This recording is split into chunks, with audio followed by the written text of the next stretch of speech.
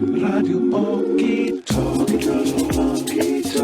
Radio Okie Talkie, from mesh to mesh. Step to the ill saint. 2010 to 2012. All bets are off, you heard?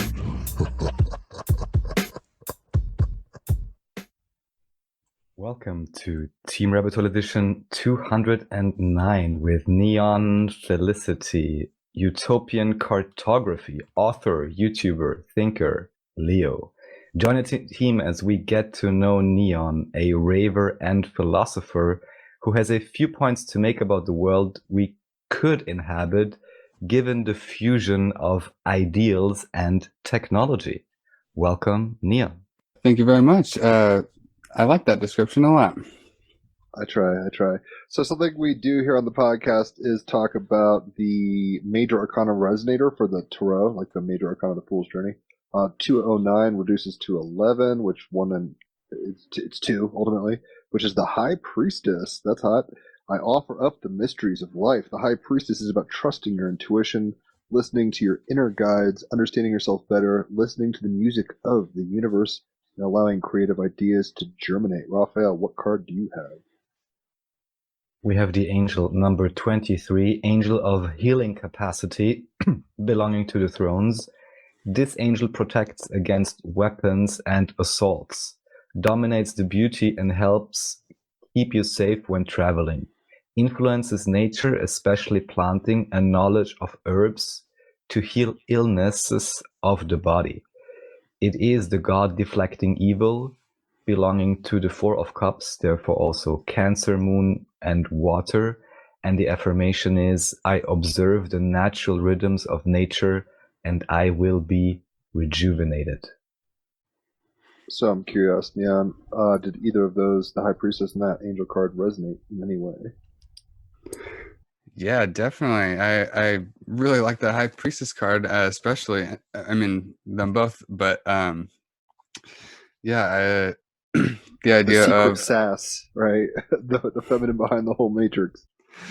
right, exactly. I find that to be a big part of my core essence. Actually, is a reinterpretation or a reading. It's an interesting thing because I feel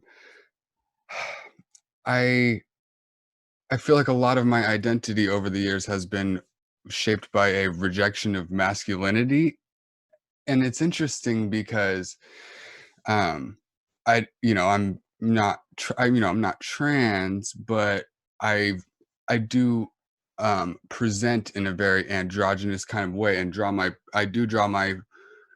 spiritual power from my feminine side, and especially the wisdom that I get from trying to emulate strong women, and I don't know, learn from their way of exercising power and embodying a healthy I don't know, relationship flavored with mission kind of thing. Because right, exactly. exactly. I've met you and your, I think now wife. I forgot. I think you guys are married. And I knew that you. I didn't know what you identify with sexually. You, like, on your YouTube channel, you wear makeup and stuff. Never bothered me, obviously. So I knew that you were gender fluid. I guess I don't know how you identify with all this kind of stuff, but it seemed very androgynous. Is very much a word that comes to mind, as well as, so it's not surprising that the High Priestess is coming up.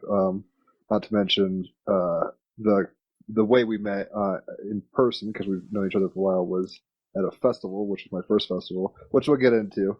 But that was, that kind of conscious festival is very High Priestess, very much like, let's go behind the veil, let's talk about the mysteries and the unifying, intuitive force behind, goddess energy, or however one wants to put that.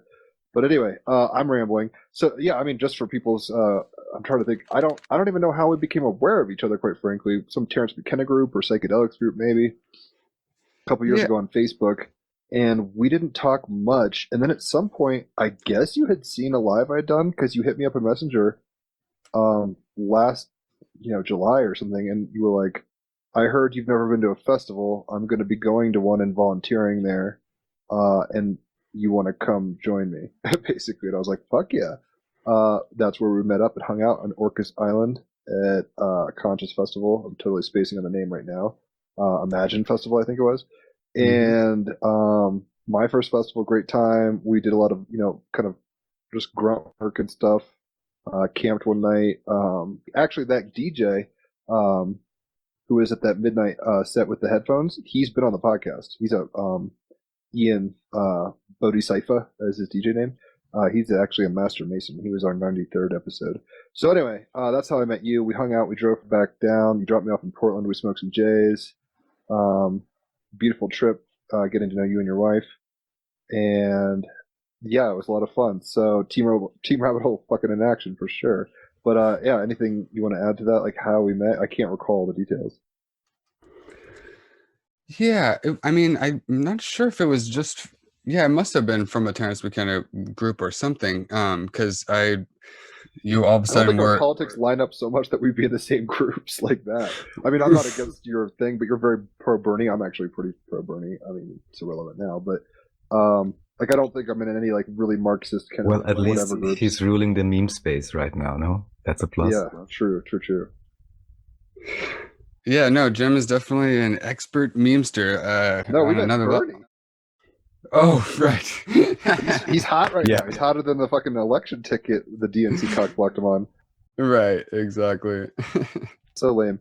Anyway, we don't have to get into all the details of how we met, but basically that's just, the internet and Facebook, and you took the initiative with the Intuition High Priestess to reach out. I mean, I guess you observed, that I had been to a festival, reached out, and I had a great time. Like, that was a really good memory and a fun time altogether. Beautiful location. If anybody gets a chance to go to Orcas Island, it's north of Seattle, definitely do. So anyway, kind of fill me in a little, though, on anything that you might want to clarify on that front, but I'm kind of curious. I mean, I don't think I ever got your life story. Like, where'd you grow up? What kind of culture? When did you start kind of figuring yourself out? How'd you get to here? But yeah, kind of either clarify anything I might have misspoke, and then let's dive into the "Who art thou" phase. Alrighty, yeah. Well, I mean, I'm sorry. I was like trying to open the door in my apartment because it's getting a little stuffy in here, so I kind of spaced on a little bit of what you just said. Damn it. I mean, I'm pretty sure we covered how we met. We've hung out in the flesh. We'll talk about that later on, probably once we get to that part of your biography. You don't have to go all call me Ishmael on it, but who art thou? Right. Yeah. Well. Okay. So, yeah, I'm. I. Sorry. Hold on. Just. Sorry. Take a deep breath. We'll talk for a second amongst ourselves. It's funny because you're the one who used to give it the questions. I don't know if you've ever been on the other side of the mic. Yeah, it is very interesting thing to be on the other side. But yeah. I mean, I started out. So I mean, I was raised Catholic. Went to a Catholic high school, and they really focused on the social justice aspect of Jesus's ministry, and so I kind of became a hippie in that sense, early in high school. Even before really discovering that was my inroad to hippie culture, because at this Catholic school were you Christian, or were you just going for the cultural, your parents made you go and you kind of picked the best of the fruit that you could from the tree? Well, yeah. No, I was raised Christian. I believed it and all of that, and I really liked the things that Jesus said, and so I idolized the guy, and I was like, and once I kind of became an adult and realized oh, he's just a philosopher who had good ideas and got fucking executed for it.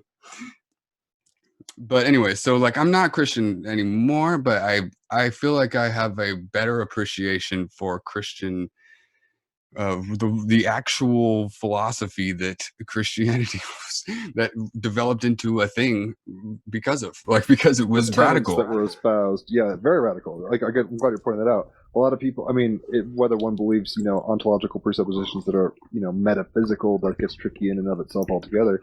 But I'm glad that you can at least you didn't, you might have thrown the baby. You didn't throw the baby out with the bathwater, basically. It's like, oh, there's some good values here and principles, whether or not it's a pill to swallow. Right, exactly. Yeah, that's a good way to put it. Not throwing out the baby with the bathwater, because Baby Jesus without the bathwater. right, right, exactly. And so that is What kind state of, was this in? Cali, or where were you? yeah, that was in California.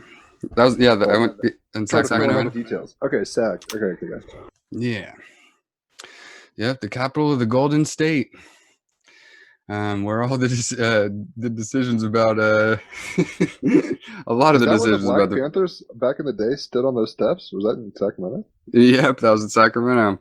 Well, I mean, Little Seeds were maybe planted, you I can guess. fill me in because you both seem to be, definitely more involved with Christianity. The only connection I got was through Boy Scouts and being the only one in church then who doesn't get to eat the thing or something, But Right. I'm just wondering, like, because the one thing one hears of is like these mega churches. Jim shared like this particular, let's say, sect that his grandfather, I guess, helped co-found or something.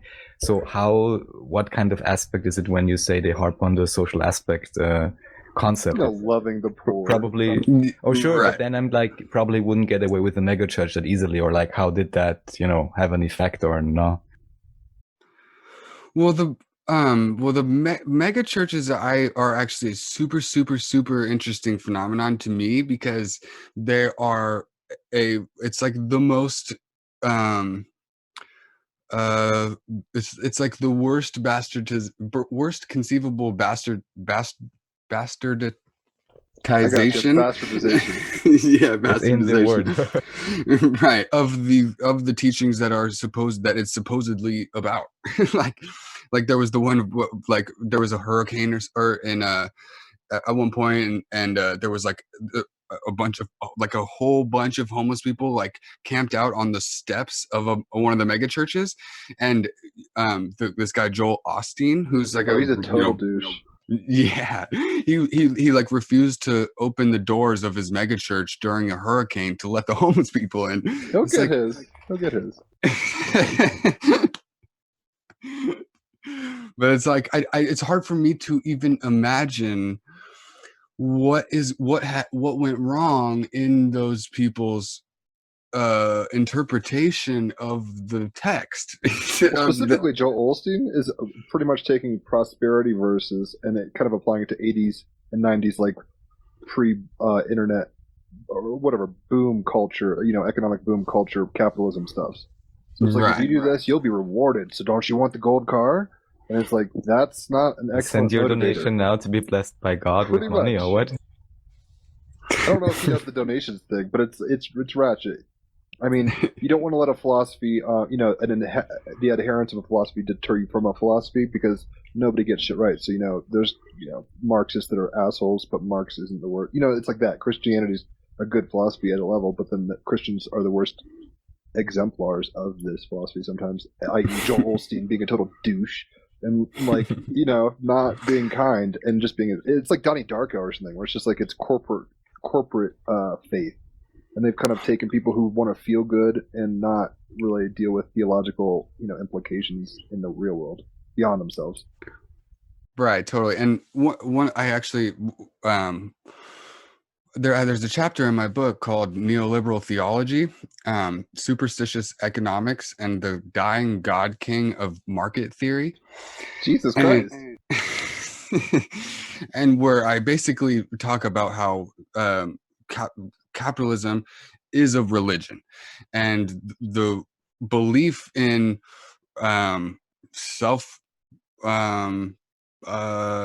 like selfishness, and the idea, the money god or whatever, like the Maybe idea, like the free market, where it's like, let the market do what it wants. It's like the mysticism of it. It's like, it'll go right.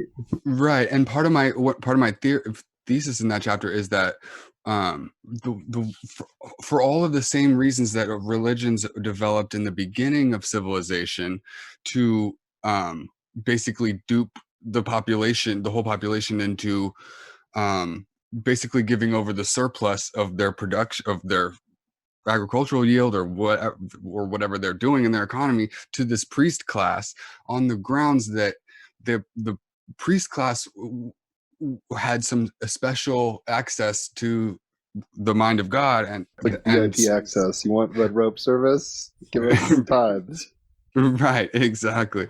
And now with capitalism, it's a similar thing, where the stock market and the whole entire financial industry are this it's a new kind of priest class, which justifies its own disproportional share of the wealth in the society based on their claim that they have, special access to the mind of God, i.e. what the market wants. And so that's why they get to be billionaires while the rest of us starve. Don't you think that was?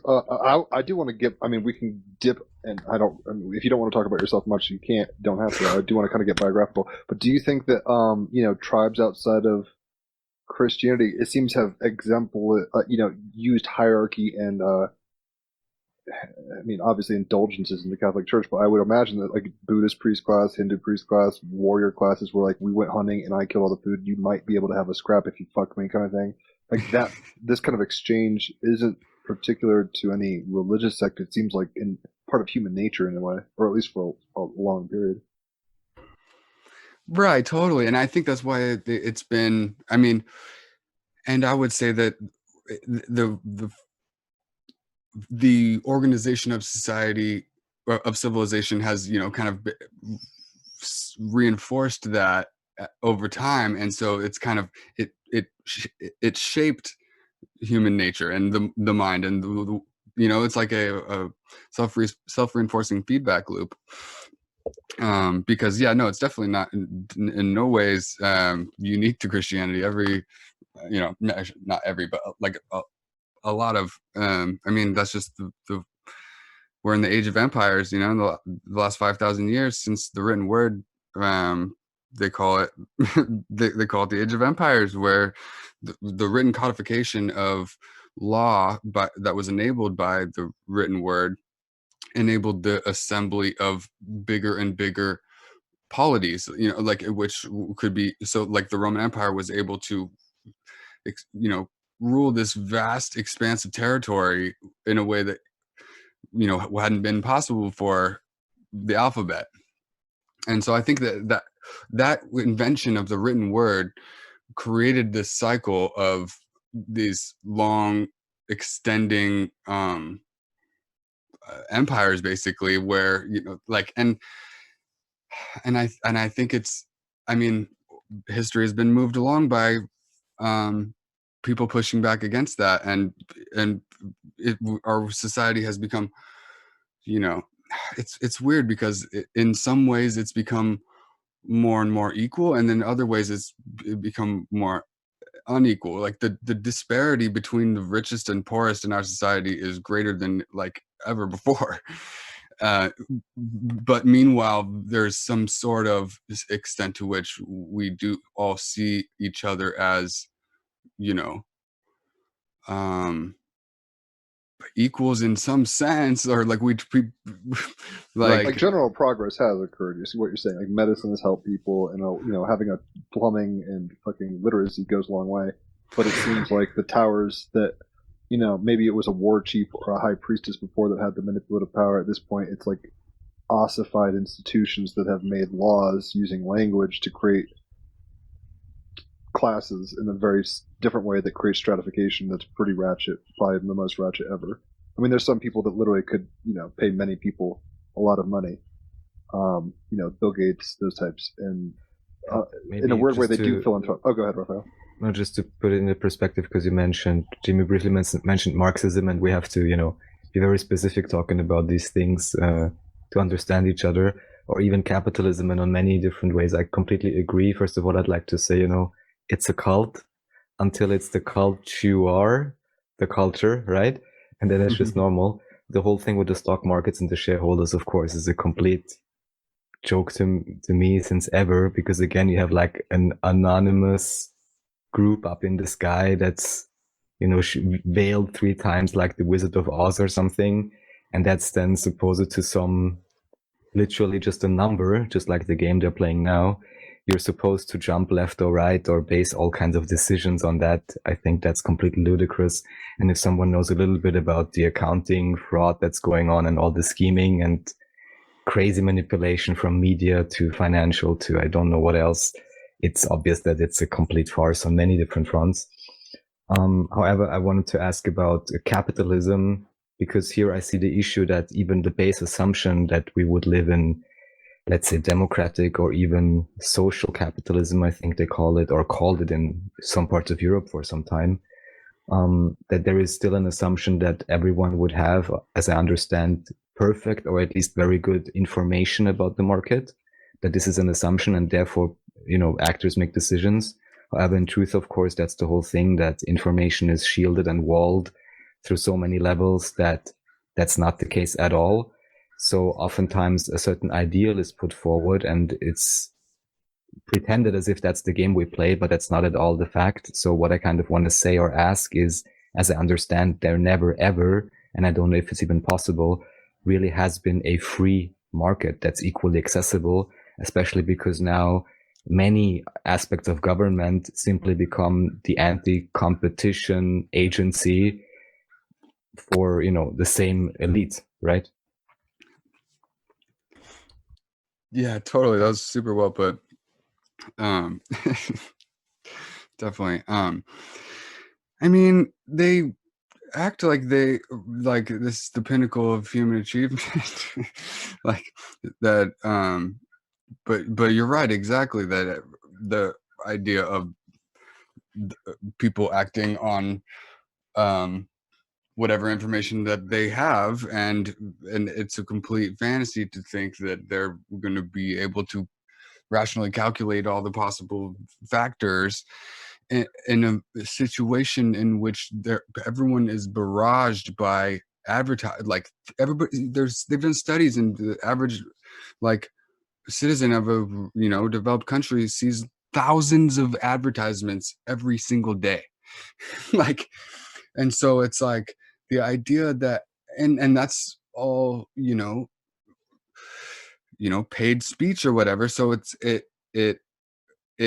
I don't know, it's just It's changed what it means to be human. I mean, the marketplace isn't just sterile. In a weird way, just to be the devil's advocate, I don't think anyone can avoid programming or culture.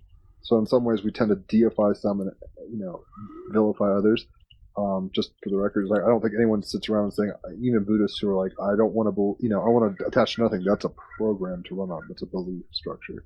So it seems like we can't be actually inert, and untouched by these things, pure, if you want to put it that way. But at the same time, we've given ourselves over to a degree, and as Eisenhower kind of pointed out back in the day, it's there's certain powers that if they get together, they're going to fuck, and you're not in the club, like George Carlin says. And that seems to have been going ratchet in the past few decades. Right, totally. Yeah, I mean, it pays to be in the club. And that's just in the past year, since coronavirus, the handful of billionaires have, damn it, I shouldn't even cite because I can't remember the exact numbers, but the amount of money that billionaire class, right? It's mind-boggling. While the 50 million people are unemployed and obliterating their life savings, just to survive. Just to survive. And the stock market is going crazy right now. It's hit all-time highs. That's truly kind of interesting and hilarious to me, to be honest. I was also, though, I guess in many different ways, let's say, see Trump much more, at least neutral than many others. But this is another thing that many people criticize, and to me, like I said, it's ludicrous. That also he was always, the stock market is so high and so on. And I'm like, well, it doesn't mean anything, and especially now. And I really don't know, because I wish everyone a smooth transition. It's obvious many things are changing and need to change, but I'm really curious how this will play out. And I just hope many people, I don't know, I just hope there will be a smooth pass for them, because how should I say? I don't want people to lose their life savings, You right? are like a But Christian. I'm You not don't so want them sure. to suffer. You want to alleviate suffering. Very Buddhist of you. In a weird way, though, it's like we reap what we sow. And as Philip K. Dick would say, like the empire never ended. The Roman Empire really changed the world, like you were saying. And it was like basically like, join our club or die. And a lot of people saw the benefit, the short term, and maybe even long term benefits of joining civilization, if you want to put it that way, at the cost of their own tribal, local customs and all that jazz. Not that they even had to always totally convert to like an outpost kind of thing. Sometimes they were just like, use coinage and have a statue of Caesar and kiss it like every now and then, say, Hail Caesar, and you're good. Like, we won't crucify you. Otherwise, we're going to massacre you motherfuckers, and we're going to keep walking through. So it's like that kind of energy is what perpetuated the system, the empire, as Philip K. Dick would say. And it seems like we've all, for better or worse, to varying degrees. I mean, I've been an outsider on this. I just got my first credit card this year because I'm engaged and I want to like not fuck up my life at that front, whatever. But basically, we're all very much Funny that entrenched you in would systems. just to say, funny that you would connect getting a credit card with getting a life together. It's like having established credit in that system. This is it's a shit show. Right, it's a whole thing, of course. Yeah. Yeah. It's like You if know, I you want to don't- get a house. Go ahead, man. No, you've gotten the divine approval from the money god. Which is weird. I don't know if you're into. I haven't seen it, but there's something called American Gods, which gets into these. It's things. great. Watch it, everyone. It's really great. It's well done. I didn't know you watched that. But this gets into. I think there's a word for it, magic. I'm totally spacing on the word now. But basically, when people put a lot of mental energy, psychic energy into something, it becomes alive. And that's Egregore. Egregore, there you go. Yeah, so we've built into this Egregore for the past 2,000 years. And, obviously, even Romans had to be like, give them the Circus Maximus so they don't, like, fucking think too much about this and revolt. Like, we've been distracted and coddled for so long that we have basically multiple species of humans, if you want to put it that way, economic species of humans. Because people in Papua New Guinea who, like, run around in loincloths and fucking live in, like, tree huts, they're not so worried about COVID and the economy right now. Their life hasn't changed that much, right? They didn't submit to the empire. Whereas people who are empire entrenched to varying levels, whether you're a CEO or, a YouTube anarchist or whatever, were being shook by this system kind of hitting its apex. It probably, just like Rome kind of got to a point and then dissolved and turned into, balkanizations of different groups. And then the Brits took over and then that did the same thing. America has done it. Now it seems like the cycle is continuing in a weird kind of McKenna time wave zero like iteration or something. I'm rambling, but I guess what I'm kind of saying is it's like we reap what we sow. We've participated with these things consciously. I mean, we could be conscientiously against the system and be in it still, if that makes sense. Yeah, definitely. I think that's the only ethical option at the moment. I guess, like, damn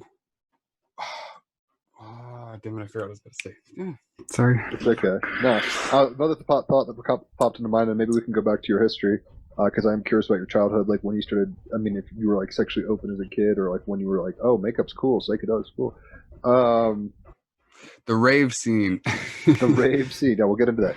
I'm just saying that's where I got into the idea that boys can wear makeup and embody any type of character that they so choose. Yeah, that's where the name Neonn came from. When I went to my first rave and I just met all these amazing people that had all these really strange names. And I was like, I want a fun, cool name.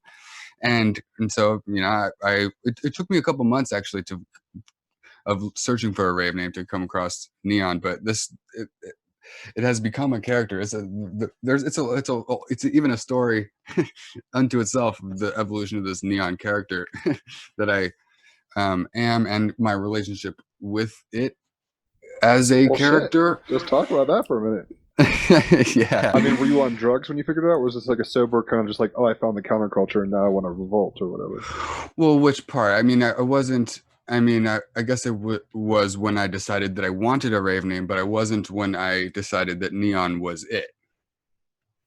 So psychedelics did play a part in opening your eyes to the whole scene. I mean, their first rave right, drugs, yeah. I guess I could say. Right, exactly. Yeah, just that whole psychedelic world, but Neonn was my rave name back in 2009, and then when I got caught up in 2010, I guess I don't know if you know that story. I got caught up for selling psychedelics in college, and Caught up as in like arrested? yeah, Oh, that's yeah, a like bitch. yeah, like Props. as in yeah, like as in they like raided my house, and it was a whole big thing. What were you selling? It was on the news and whatnot. It was on the news. Yeah, it was on the news. Well, at least it's better than like killing someone or raping So someone. just Like, to it's let like a good everybody crime. know, you're the great criminal that police is protecting us from, or DEA and so on. Right. What were you Well, selling? and once upon a time, yeah, well, yeah, but I mean, yeah, in 2000, yeah, I had a lot of fun in the rave scene back in 2009, but yeah, it all came crashing down when my house got raided, and I had this whole long court case, and my lawyer said that I needed to. Well, at that time, I had a bright pink reverse mullet, so it was like so it was short like on back, business up, yeah, like play up front or whatever. yeah, party up front, party in the front, and business in the back, which was kind of, I thought it was really ironic and hilarious, and it was neon pink, and it was a big part of my identity. And well, originally it was pink dreads, but then I cut off part of the dreads, and anyways, I had this really sick style, and then but I had to cut it all off and dye it back to Tone it down brown. for court. Yep, exactly. And so it was Isn't that this. funny though? They're like, please submit to this whole process, and you've got to meet our social. Like, you can't even be yourself.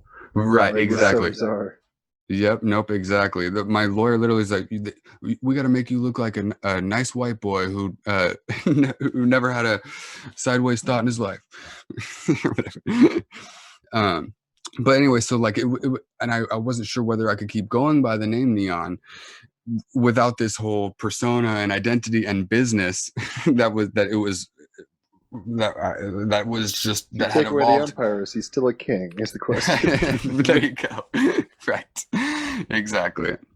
And so it took me and I literally like it wrecked me, man. Like my whole, because they took away my phone and all this stuff, and that was before contact lists were backed up, and so I lost all the contacts that I had made, like just friends that I had made at raves over the course of that year.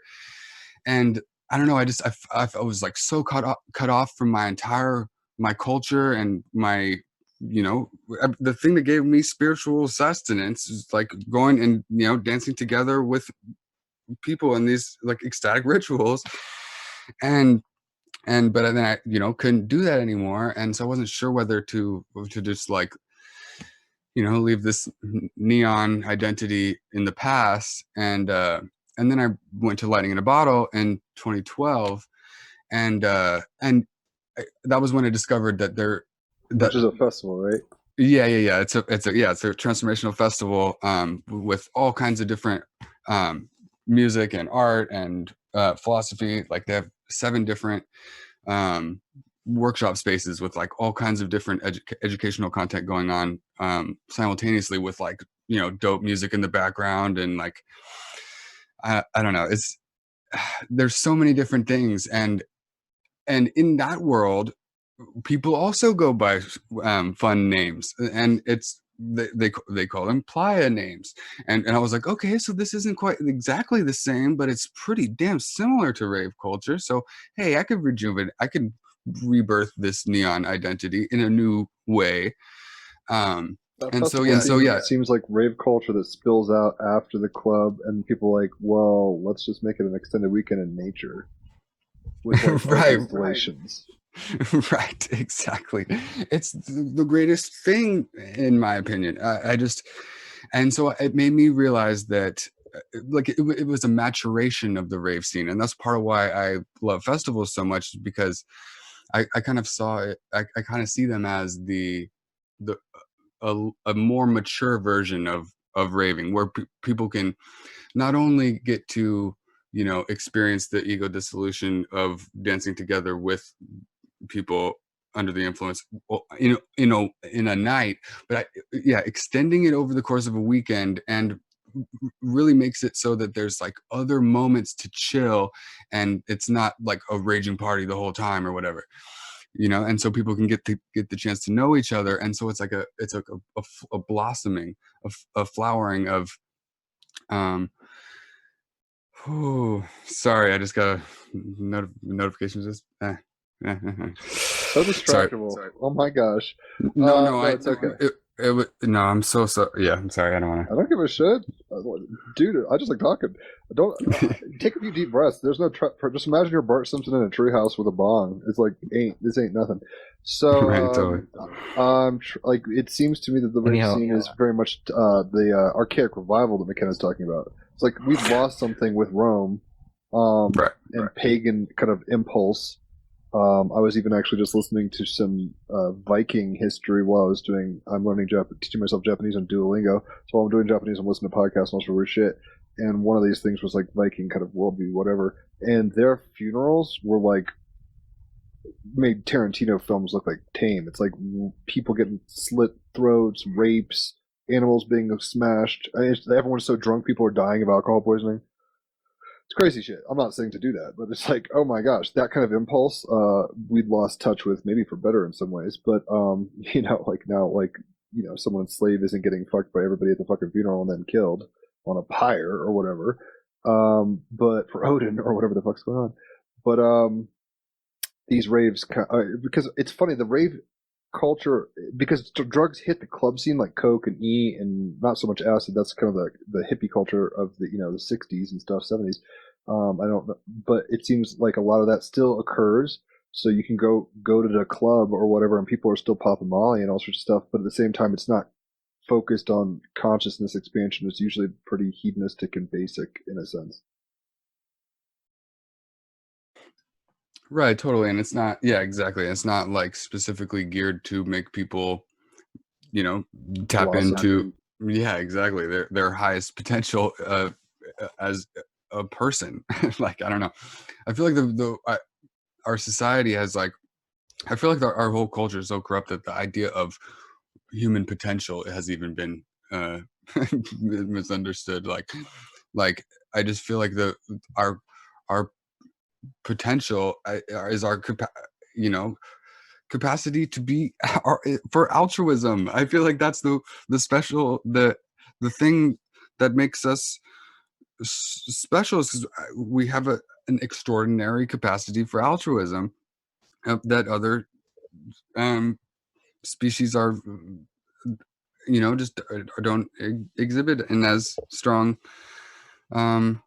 senses. I don't know, and so I feel like that's the and there's a lot of it's so interesting because in studying the evolution of the rave scene itself, it's kind of fascinating because I caught the second wave of it, really, because I was just a baby when rave first came into existence. I don't know. It's there's also just a great history of like the evolution through disco music and how the dance scene kind of emerged from the rubble. It was kind of rose like a phoenix from the rubble of the crackdown against the civil rights movement. And, dude, they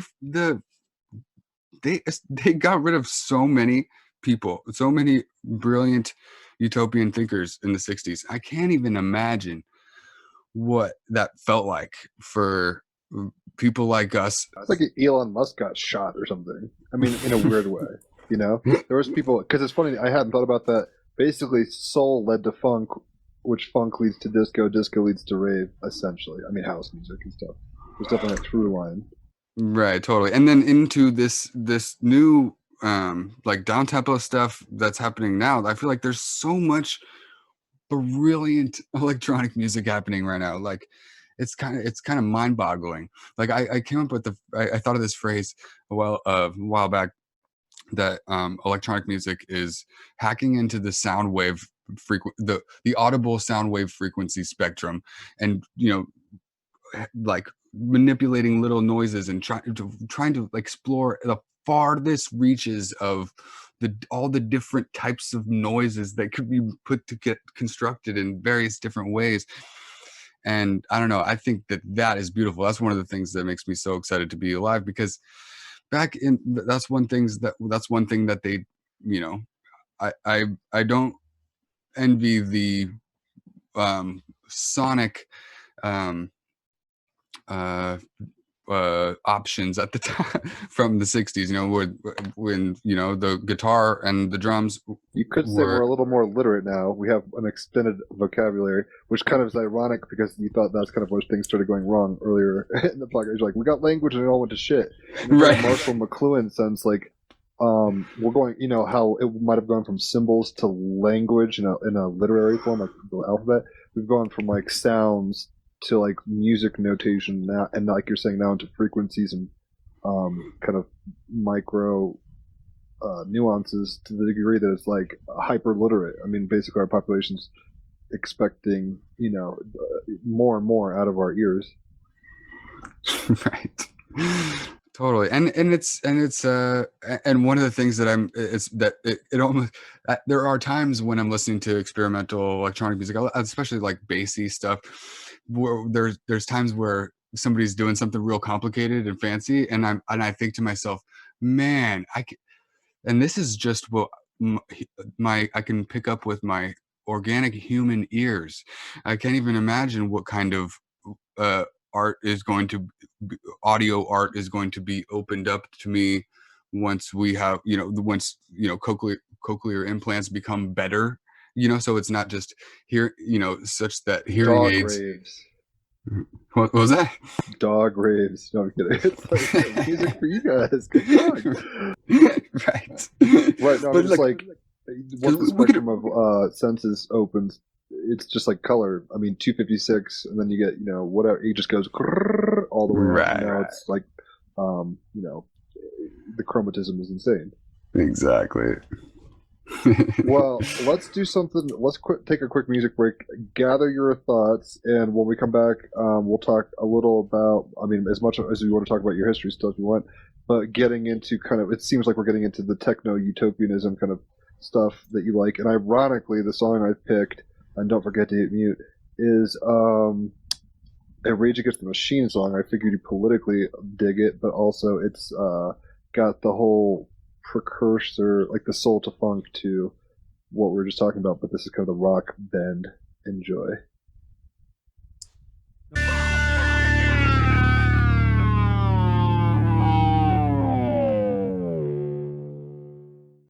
Welcome back.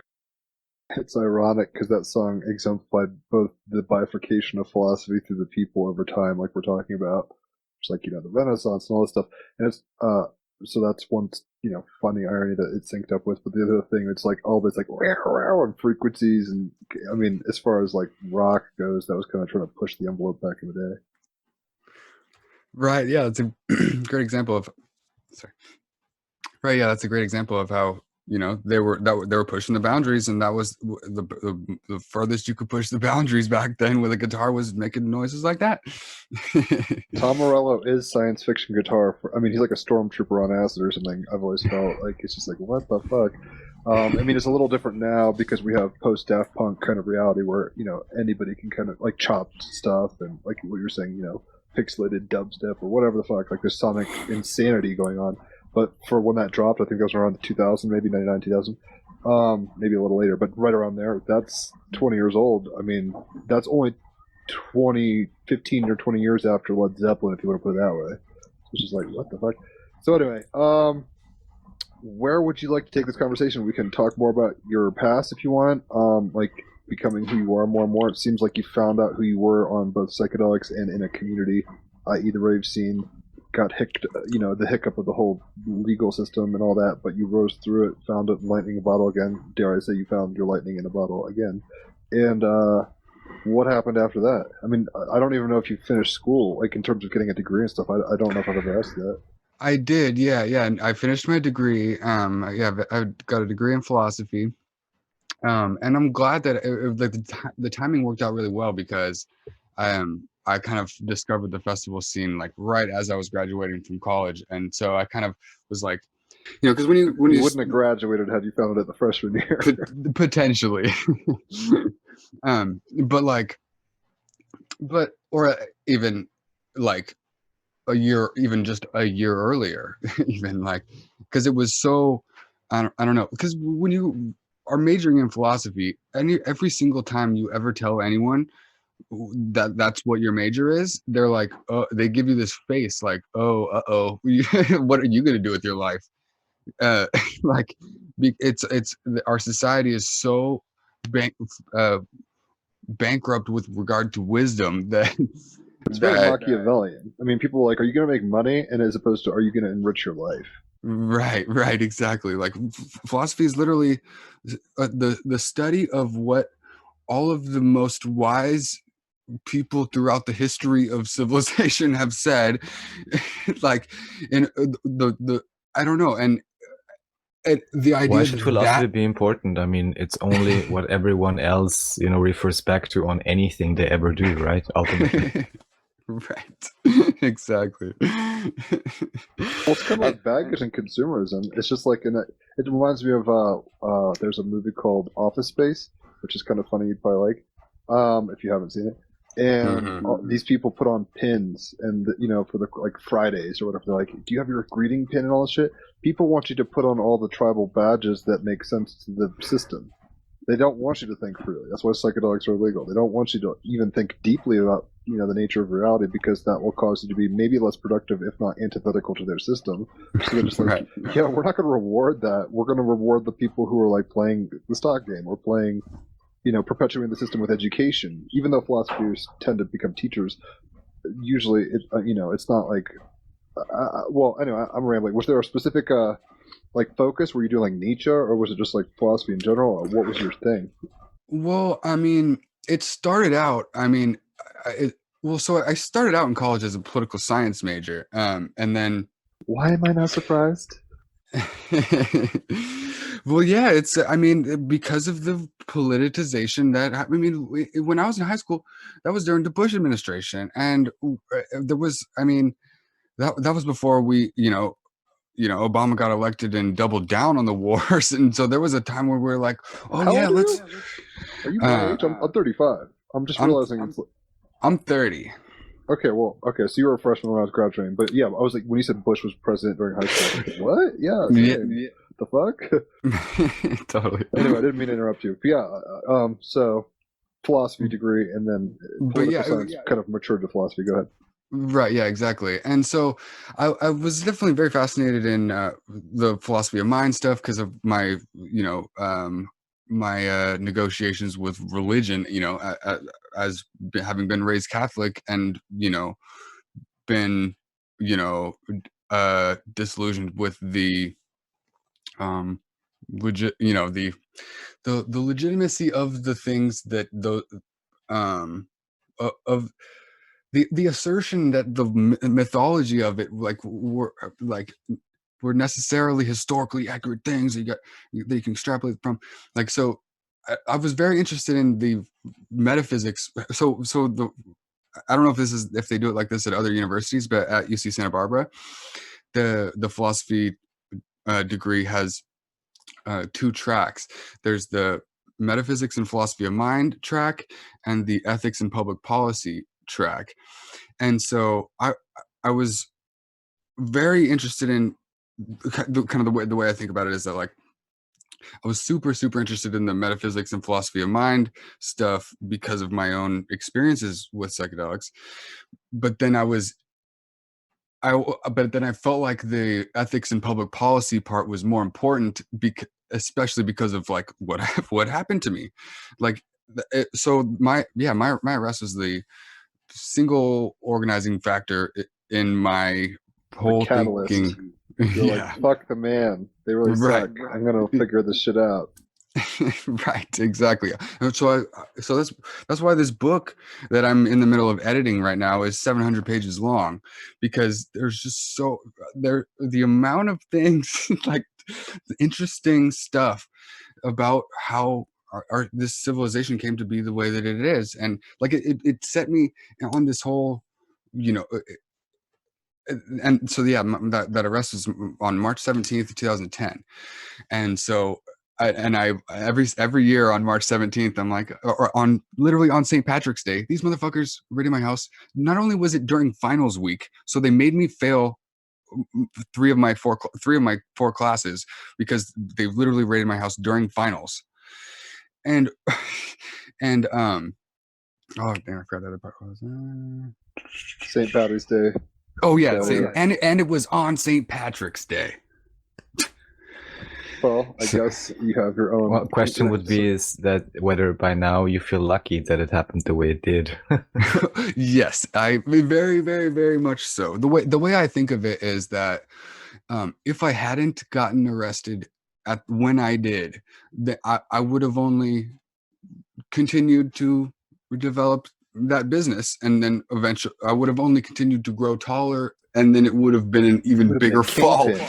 Yeah. Right, exactly. So I'm glad that they, nipped my business in the bud back when it was small.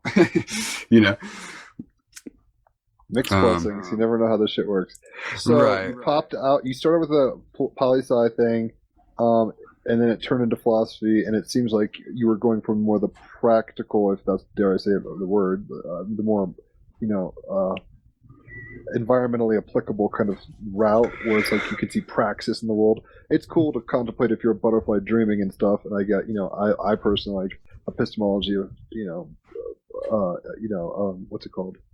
I'm spacing out, but the heavy metaphysics stuff. It's like, what is a thought? Who's thinking Right, that? Blah, blah, phenomena. Yeah, that's why I all switched this my stuff. major.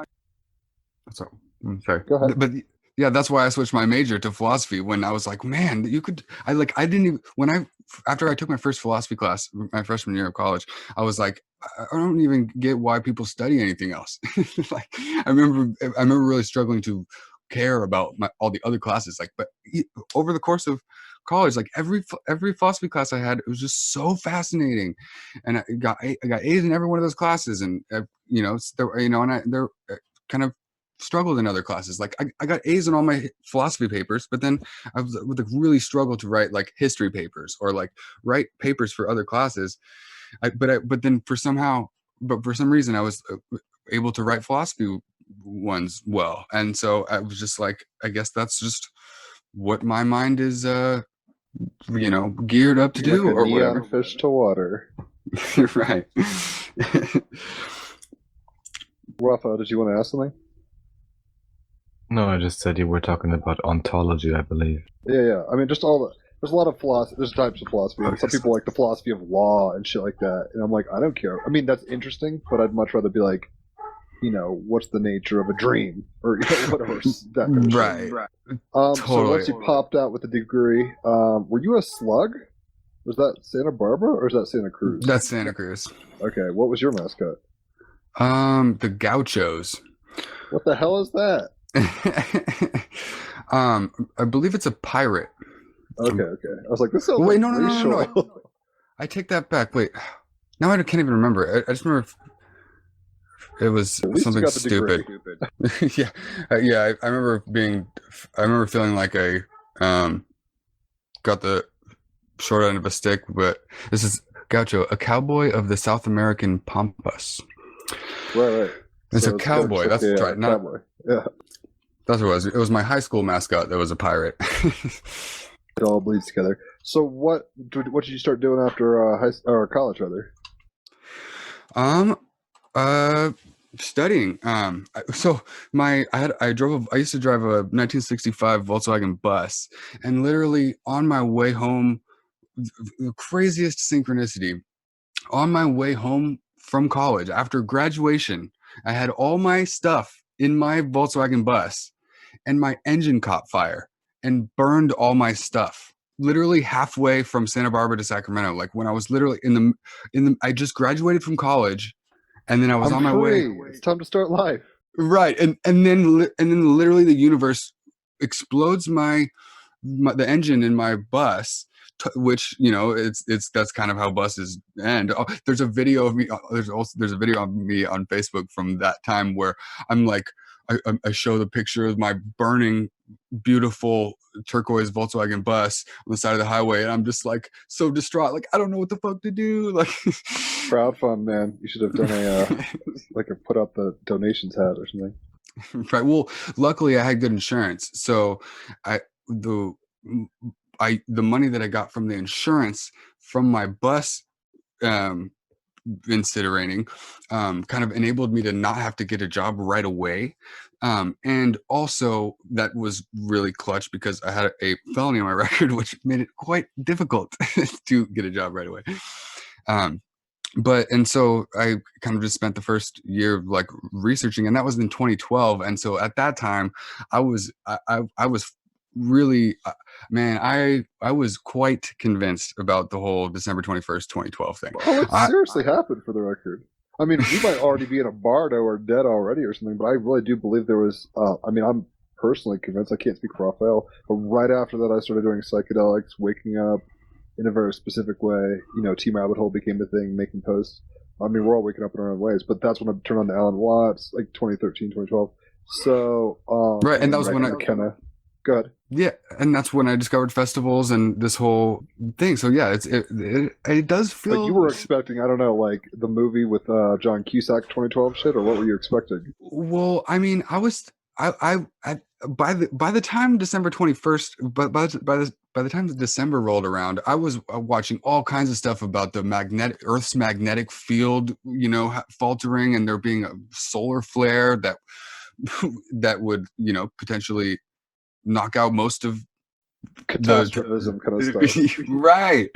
Like I was definitely like not so much like we're going to get rainbow bodies and Quetzalcoatl's returned and your inner kundalini is going to rise, which I think both kind of happened. I mean, I think people were expecting dire doomsday stuff because of the social programming through the John Cusack movie. I think people were like, oh, apocalypse means destruction. It just means an unveiling, basically. So it's like we opened our eyes now to like, oh, the systems don't work, and oh, people should treat each other nicely, and oh, money is fiat currency sucks, or whatever. Right, exactly, dude. Thank you, because literally, a big part of the project of the development of this book was. First of all, let me say, the part of why I found that 2012 stuff so attractive was because I was so. I don't know. I guess pessimistic. I want to burn. Well, I figured that whatever comes next after this has got to be better than this thing, and so then when nothing happened, I was like, okay, wait, what? Why did the culture say that this was gonna why were there so many people saying all this crazy stuff about what was going to happen on this day? And I'm like, then, well, what is going on? And then so that kind of sent me on this whole path of, you know, that into the, you know, conspiracy theory rabbit hole. And like, I don't know. There was a time in 2013, especially where, man, it was the dark night of the soul to the max for me. The reptilian overlords, man. That kind of stuff. Well, a little bit. I mean, I never actually like thought that the reptoids were real, but I mean, I don't know. I mean, they're real enough, according to David Palmer, as we heard yesterday, Jim. No, I just want to bring that up. Right. I mean, it's tricky because I don't want to push our ontologies onto you. It's kind of like not at all. Just saying, there's layers. Yeah, you just mentioned briefly put that. People were using cocaine in front of him, and he did see 7 grams of mushrooms, we should say, and then he started seeing like their, you know, reptilian selves, like astral selves, which is kind of funny because I was like, well, Jesus Christ, that sounds like a trip. But yeah, I mean, I don't know. My Raphael's RH negative, my fiance's RH negative.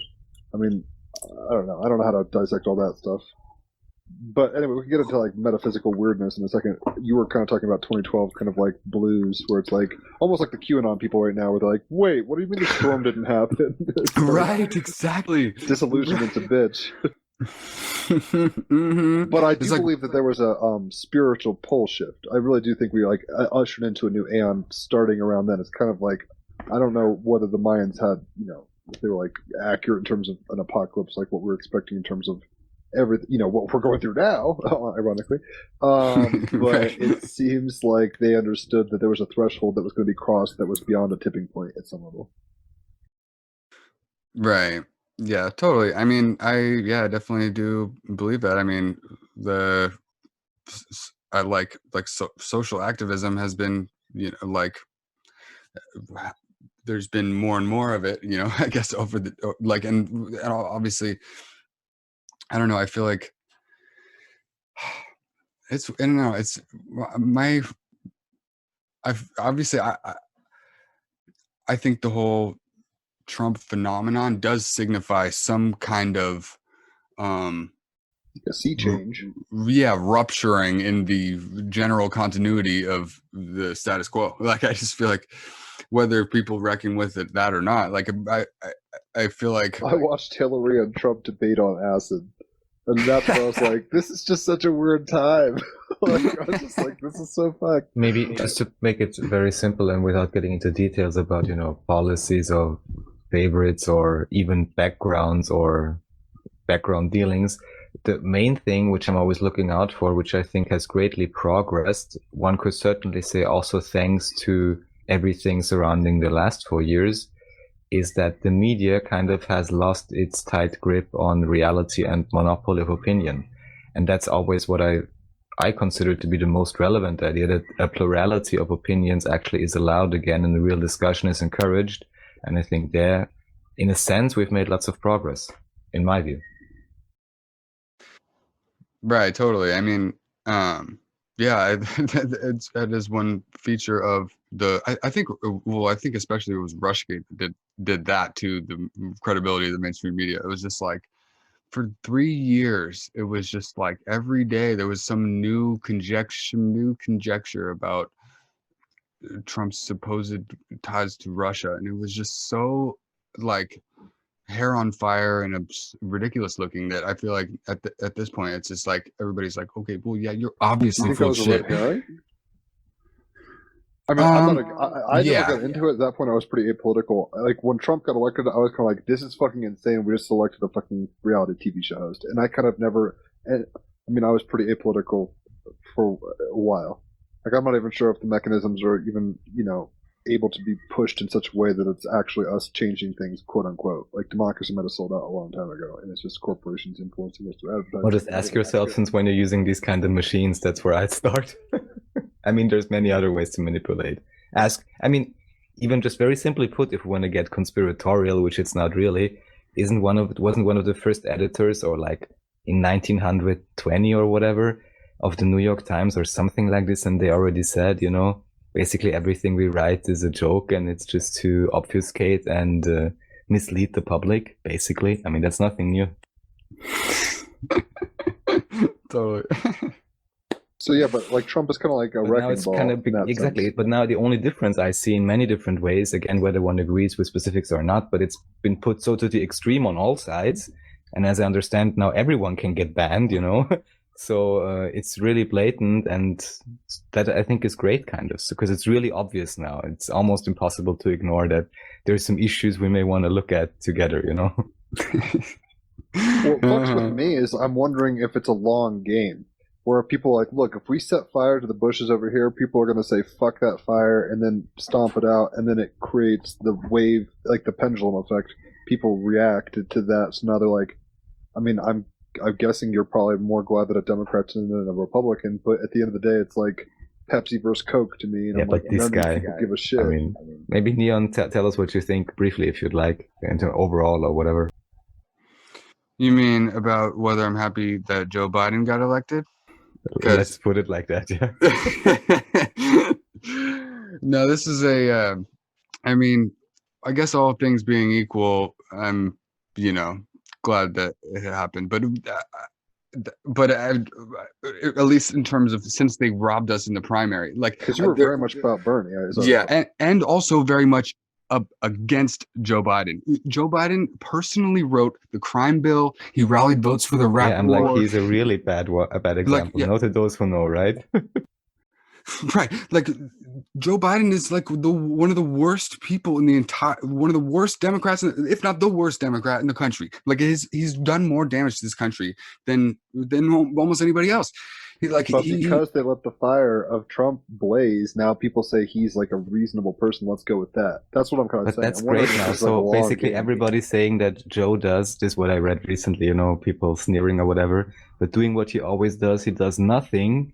Actually means that's another cover story, according to you now. If he directly participated, I heard. I don't know that he even supposedly participated in the Patriot Act, And I'm like, Yup. no, like, are you for real? No. Yeah, exactly. And he was like a primary author on a lot of that legislation. Like he was the mastermind behind a lot of the worst policies in America. But when you compare it to like a dog bag on shit in a lot of people's mind, because either you were very much for Trump or you were very much against him. I think it was a very dividing kind of person. And now we're at a point, like my brother, he's a Democrat. I'm not. I'm a registered independent, and I'm pretty apolitical at this point. But he was like, Joe Biden was my 22nd pick.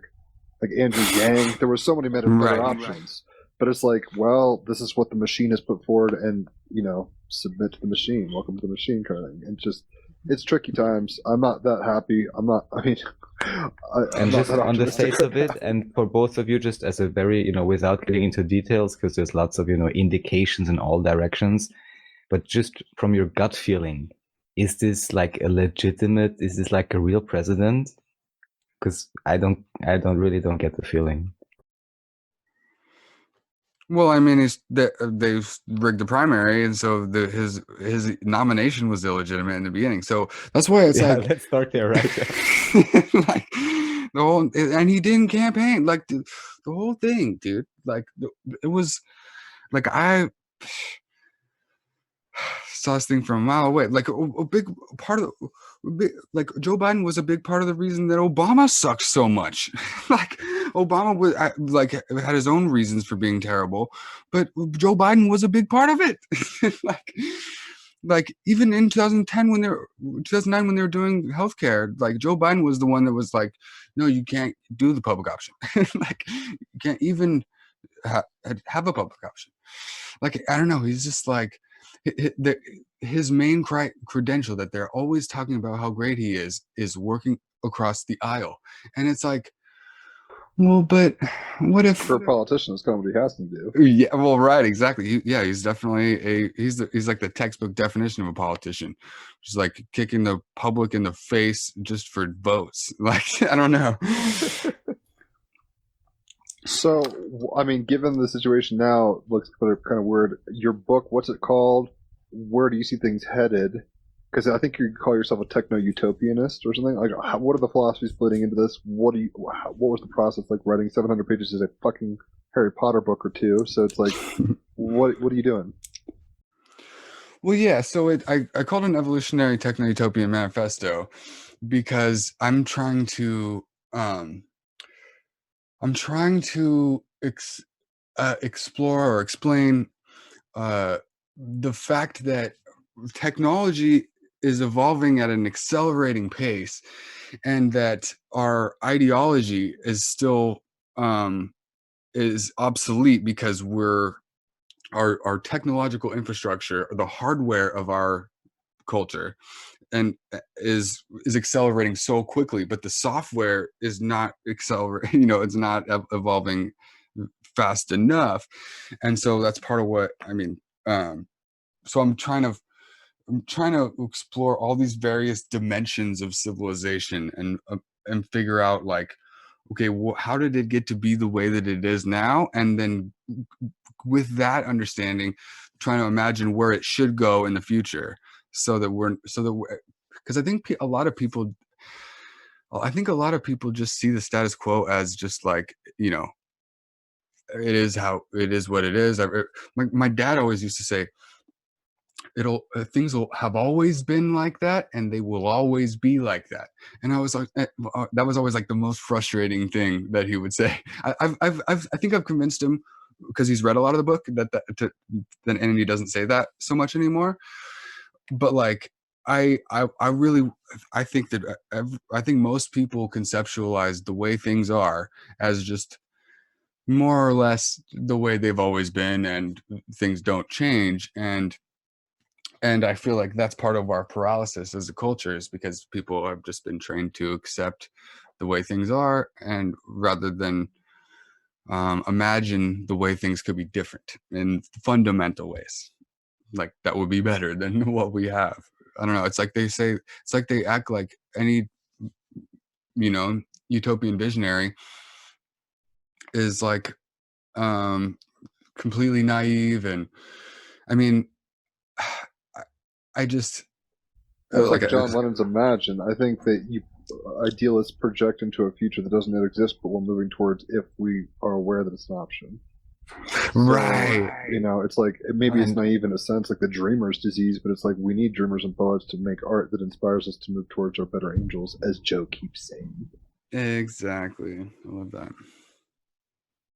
Definitely. Yeah, no. And because, I mean, evolution is, I love evolution. It's amazing that this, to conceptualize the whole, that everything that exists, like, evolved over billions of years to be all these molecules, have been resituating themselves for billions of years, and then to be put together the way they are now, and then to put together a species which has opposable thumbs and can, first of all, could stand upright, and then evolve opposable thumbs with which to create technology, which then manifested only a dude, the amount of time between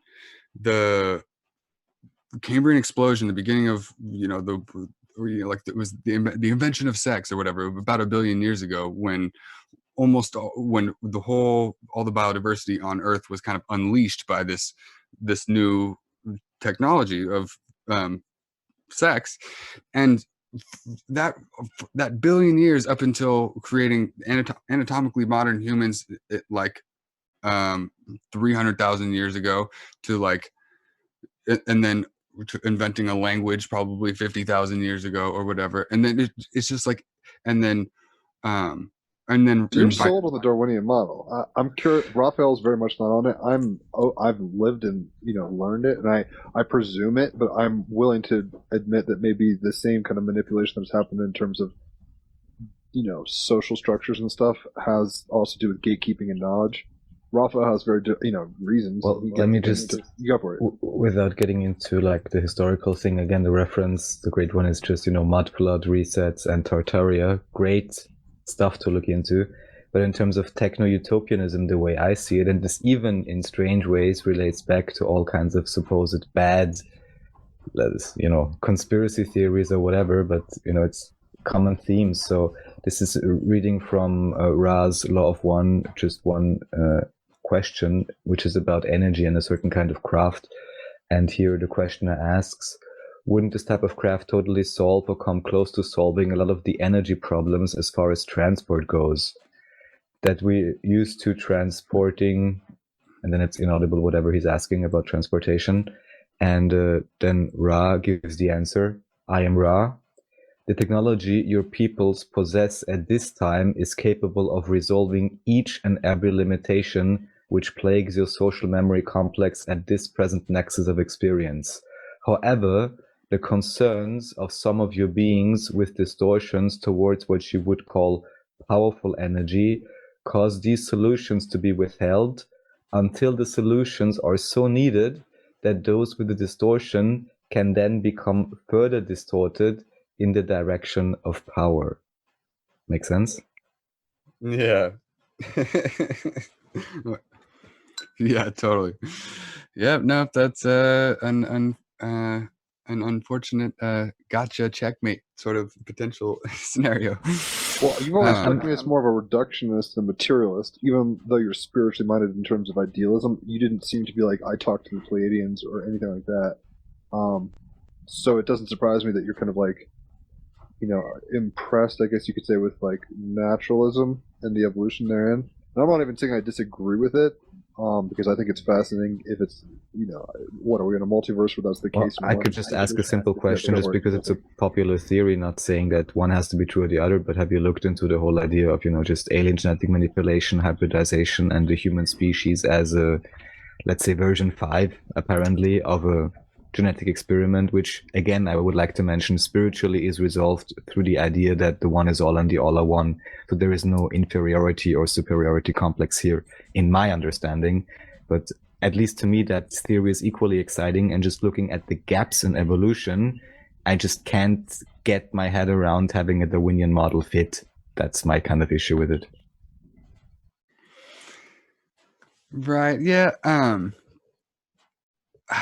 I mean, yeah, there are gaps, but by gaps, I guess, do you mean like they haven't fully accounted for the origination of human consciousness? I guess, like, because I think that's because of the prohibition on psychedelics. Because I think that all of academia has been barred from exploring the potential.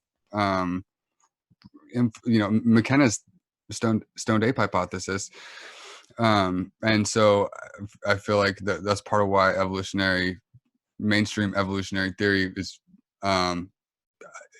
inadequate to explain that one thing. Yeah. I mean, lots of crick were on acid when they found the double helix of DNA, so it's like it has affected things. But I don't know, it seems kind of like scientism in a sense, because we've had Rupert Sheldrake on the podcast, and he has a band TED Talk where it's kind of like there's some dogmatic kind of approaches that if you don't believe these presuppositions in terms of like all that there is all you can see, metaphysics don't exist, like there's certain constants that don't change. There's many, I forget them all. There's 10 And just axioms. briefly, without being an expert on it in terms of evolution, there's a few things to say, but simply put, if you would say there's always a gradual change, which would be the study, and there is an aspect of this, you can breed dogs and so on, they change color, they change size and so on. That's obvious, right? No one is debating that.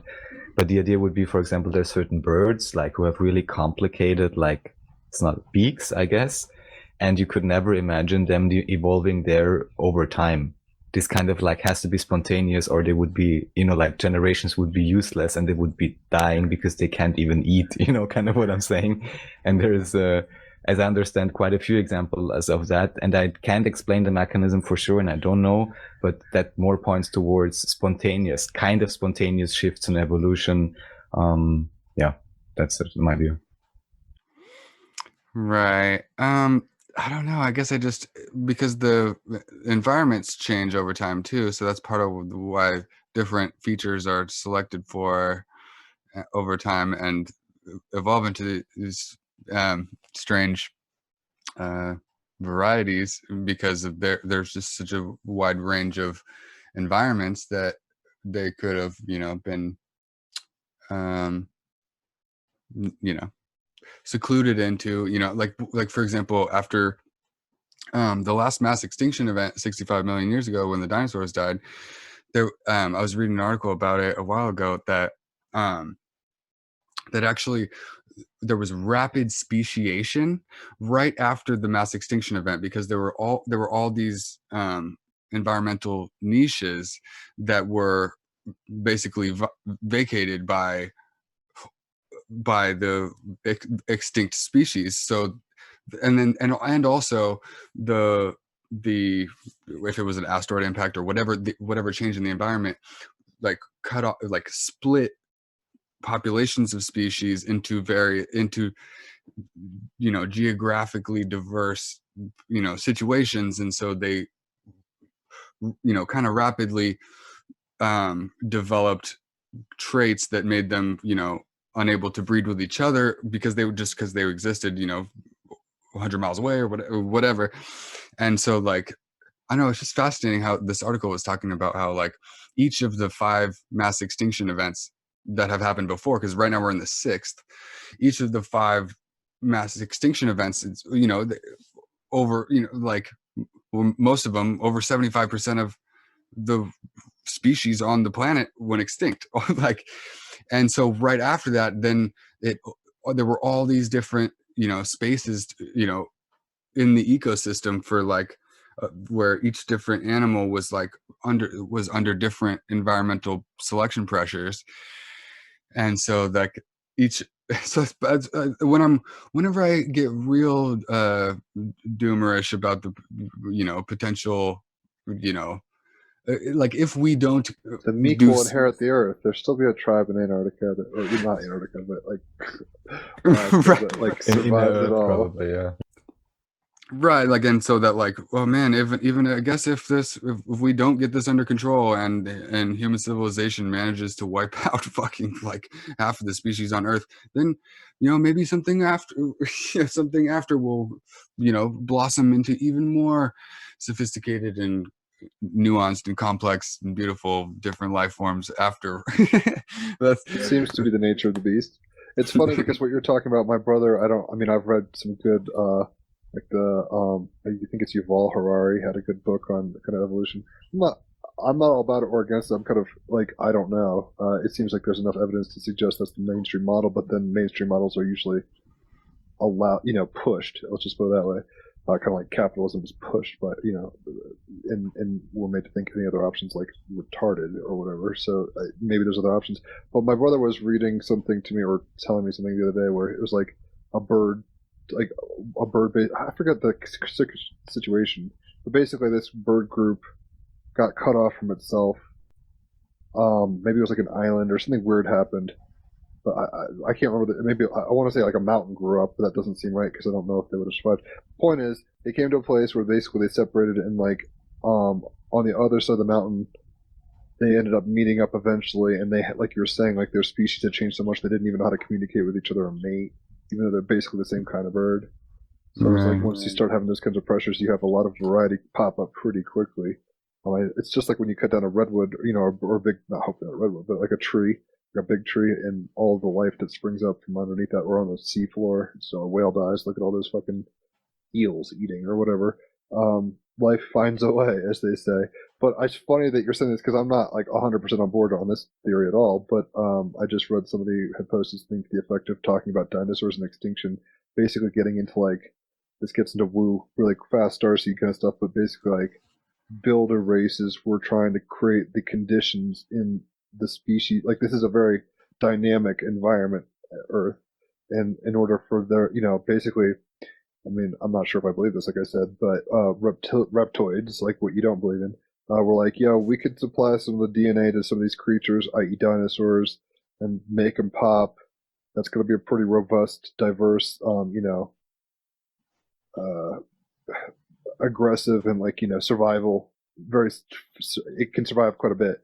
And then at some point they got the kind of few samples they wanted, and then they were the ones that wiped out with like a radiation bomb all the dinosaurs. I thought that was kind of an interesting theory. Not saying I believe it or not, but it seems that we live in a very complicated world, and it's probably more weird than we think, especially given, quantum mechanics and all the things we're starting to become aware of at a popular level, let alone what fucking governments and, is under the Vatican and stuff like that. Yeah, maybe just to give it a generalized bias in a sense that I have and openly declare, especially also given your awareness, of the inherent issues with, capitalism and the power plays.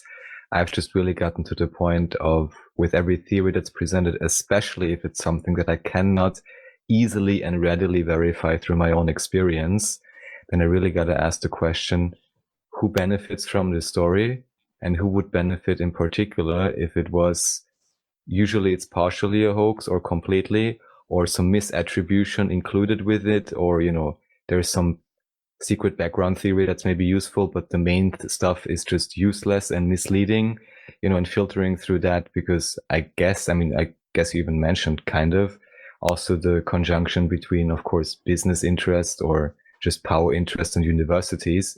I always like to mention the takeover of the American Medical Association by the then robber barons, Rockefeller and others, who basically funded universities and then made sure that no one's ever going to talk bad about them. And after they've sold, I guess, all the opium to China, now made sure that they can sell it internally to America, and it's even legal and paid for by insurance and all of that, And that just, as I discovered, and I was kind of surprised at some points as well, that I found that to run deeper than I initially suspected, let's say. You're on mute. There you are. Right. Yeah. I feel like that's one of the things that I feel like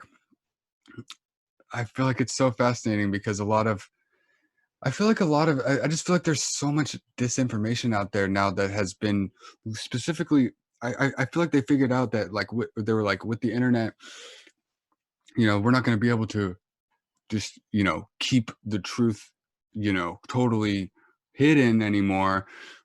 And so they decided, yes, exactly. Just put a bunch of confusing shit that, that makes it seem like, oh, this is the real unvarnished truth, that they're trying to hide from you. And it's If I like, met DMT fucking entities, like Egyptian deities, I'd be a lot less credulous into thinking that these were options. But having had really weird psychedelic experiences, I think the rabbit hole goes pretty deep. But we tend to live in a very specifically governed consciousness vibration with consumerism and soda and meat and all these kinds of things. I'm not going to push veganism on you or anything, but it's like McKenna's like, these things are conscious, like mind-altering substance. Like tobacco, alcohol, that's okay. Do that all day. We want you to kind of feel these things, but to not open your third eye or whatever.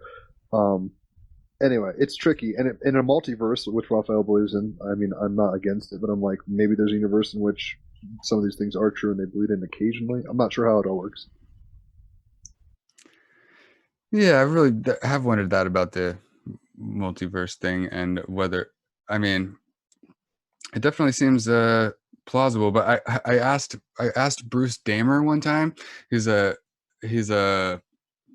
like life scientist who has a theory about the origin of life.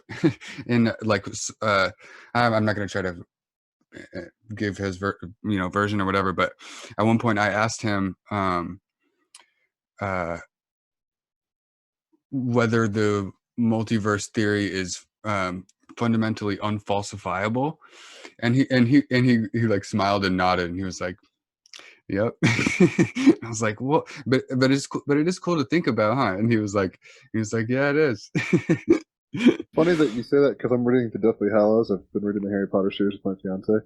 We're at Deathly Hallows, and there's this scene where basically they're talking about the Hallows, which are like kind of I don't know if you're into Harry Potter, but the wand and the cape and the stone. And Hermione's like, that shit's fake. Like, she's very Virgoan and very practical and academic, and she's like, there's no, like you were saying, there's no way to prove something doesn't exist. And the guy's like, well, now you're starting to open your mind, because at least that gets you into territory where it's like anything's possible, right? Including things you can't verify or falsify. But that's tricky. Go ahead. To be Virgoan and practical, Neonn, I still have to ask if you have looked at some channeled material, in particular, again, the movie by Daryl Anka and Bashar, First Contact, even just to get a few visuals and get some impression of I would say techno-utopia, but in a nice hybridized sense, truly in many different ways, including this idea of a true connection to nature and self-realization as empowered entities that can live in love and joy and excitement, and including just, as I would call it, smart technology. And of course the whole, let's say, conspiracy line, which again is not such a great conspiracy. I could even give you concrete examples of all kinds of technology that had been hidden, as it was explained in Ra's quote just now as well.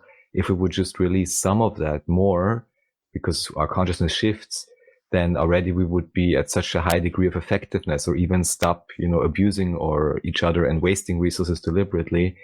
We have so much that it's very simple for us, I would say, in terms of resources and technology, to create any really great utopia, also where we don't get irradiated with too much EMF and all of that, which we just don't need. I'm not sure how much you're into those things or what your projections are on these levels. I just again see that oftentimes they try to sell you a bad version of the really good future everyone feels in their heart. And then they tell you, oh, you can have 5% of that, but by the way, you got to upload yourself or, chip yourself or whatever, whilst all of these things and more would be possible through a natural route, or really unobtrusive through really smart technology, where we would get even more benefits potentially, because it would just be, more like a how should I say, crystal-based plasma. I mean, already now it's crystal-based, but plasma conscious type technology we could interact with. However, that again would require us to probably stretch our senses to realize that the world fundamentally is not only material.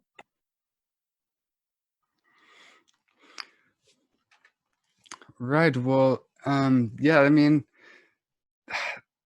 it's funny. I feel like that scenario that you reminded me of this show that we've been watching, Upload, and it's funny. It's like a satire on, you know, a situation where there's a company that that like sells basically literally sells the afterlife, like, so that people can upload but they have to have family members who are rich enough to continue to pay the bill so for them to continue to still exist. Hosting fee, that's awesome.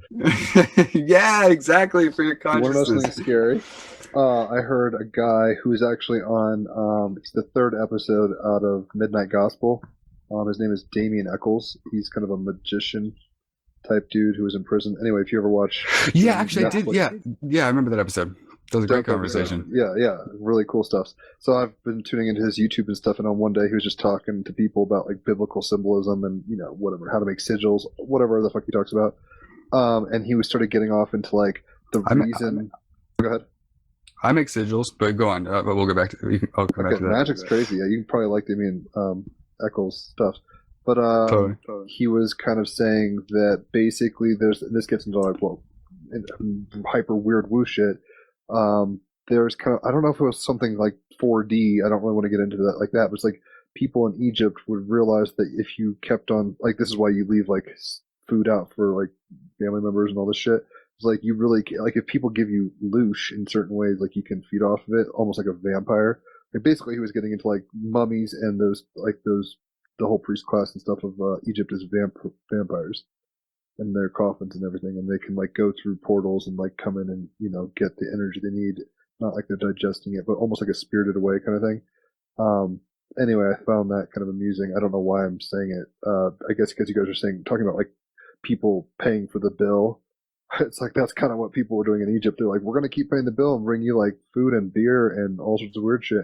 And the real issue I got, just to bring it back maybe again, Virgo and practicality and this world, the issue is we're already paying hosting fees. Property tax, as I understand, federal income tax is completely unconstitutional by itself, and many, many other layers where already we're inside such a system. And we're but we now need a standing army to take over other countries and their resources. There are no others, I guess. I know, I'm on your wave. All these things are starting to crumble, and it's funny because in the weird way, I think the internet is, in a Marshall McLuhan sense, an extension of the nervous system, and now like the brain is exploring itself in its many weird varieties. So people's fears, people's projections, people's hopes, all sorts of stuff, and then you get that combined. It's not like it's a free fucking open source thing. At this point, it's like guard kept by Zuckerbergs and whomever.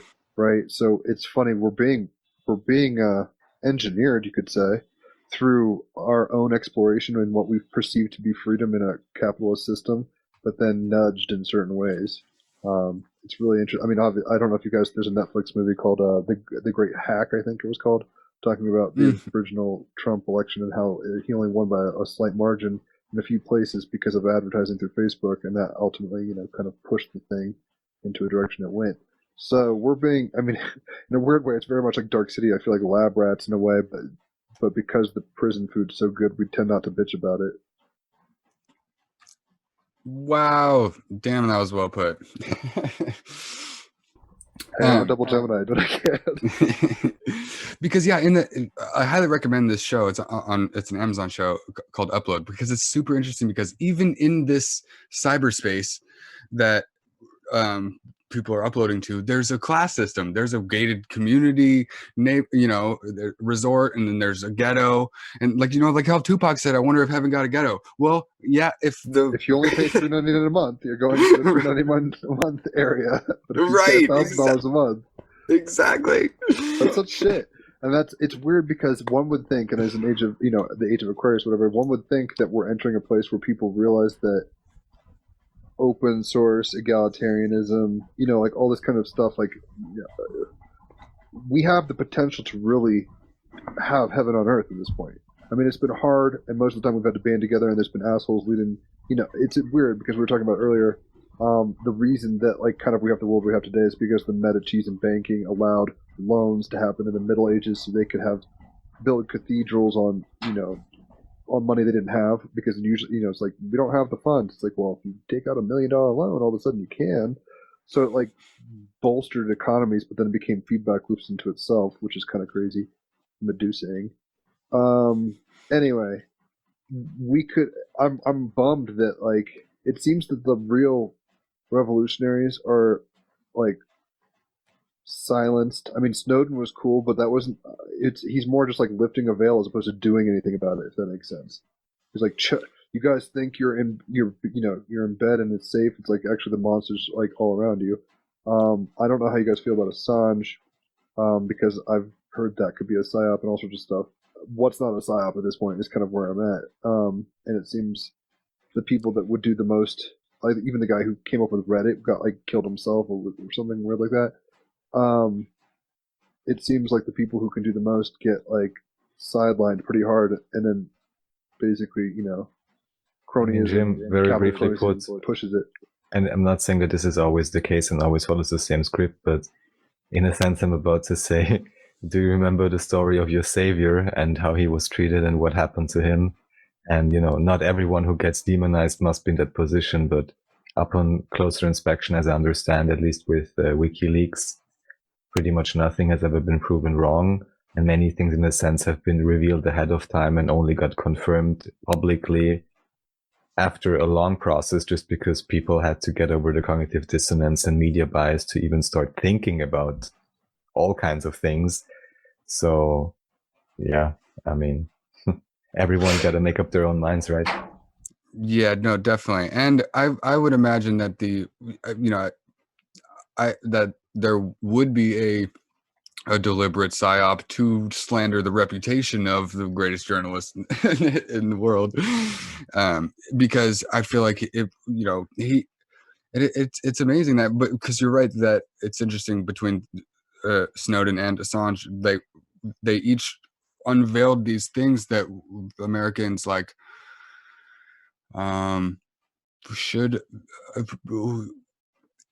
they should have changed something. I feel like especially Snowden, I feel like he thought, okay, I'm gonna disclose this, and then I've watched a bunch of interviews with Snowden, and he says the phrase, blowing the whistle is like lighting a match and burning your life to the ground. So that's how, because he wrote a book from fucking exile. He's he can't come to America, and I don't. It's kind of shocking how little how few journalists are standing up for Julian Assange, because I feel like a big part of it is that a lot of at least the mainstream media just hates Donald Trump so much that they hated that WikiLeaks published all those corrupt Clinton campaign shit. Well, clearly they're like, don't hit our team, right? Fuck that. We're not even going to listen to this static. It's weird because I think the Snowden stuff made people go. It didn't make us act. I mean, most people, myself included, haven't stopped using Facebook and all this. It's mostly just oh, I knew it was that bad. It's more of a verification as opposed to a call to a new action. I don't really know. I mean, he kind of did a little, I guess, in terms of telling people to put a piece of tape over your camera or whatever, little things. But it's just to drop the next layer of that paranoia. Neonn, are you aware of Millie Weaver's documentary? She's a former Alex Jones reporter who now apparently trips her up at demonstrations or something. I don't know the details. But anyways, documentary called Shadowgate. And she was immediately arrested.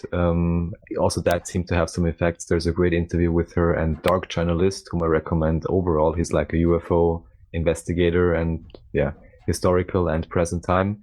And Shadowgate just describes basically how apparently a few traitorous US generals and intelligence people sold out a system for surveillance that whilst it was recommended to be built very specifically, was actually geared towards Dragnet, which the main guys back then actually advised against, but it was weaponized and then sold privately, and yeah, is probably being used by companies like BlackRock and so on, basically.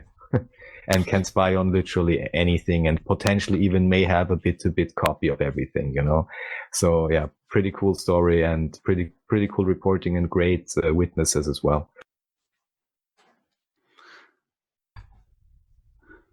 Nice. Yeah, I'll look into that.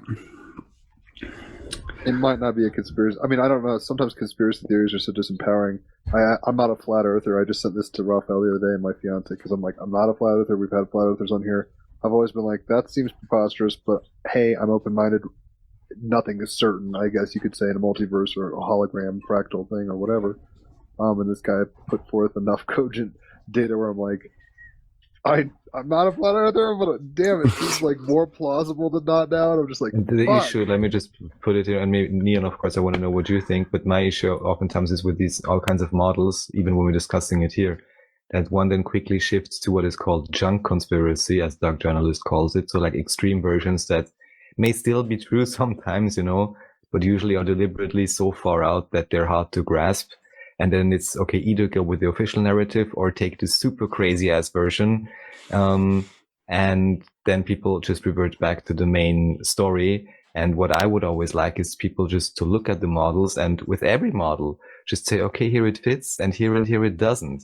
And what I just realized is that pretty much all models presented, just like we talked about capitalism earlier, they are just not fulfilling the conditions in terms of being proper models. And then I look at other models and I see, well, at least they have fit more, or fit in different ways. And just as you said today already, not throwing out the baby with the bathwater, or the baby Jesus, to me seems more relevant than ever, and to me also seems the only way to really synthesize a worldview. But what do you think about that, Neonn?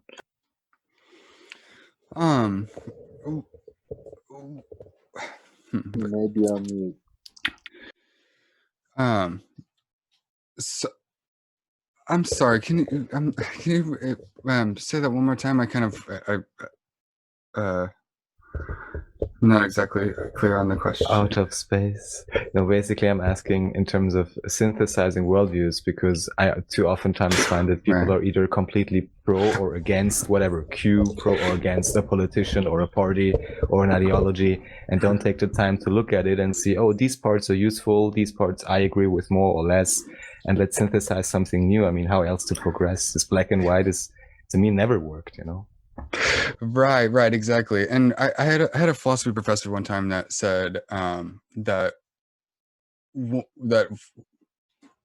philosophy is it trains you to adjudicate between internally coherent but mutually contradictory worldviews. So it's like every philosopher, has, most, I mean, unless somebody's just being incoherent, or whatever, and then they usually don't get famous as a philosopher. But so like Naked in a barrel went a long way.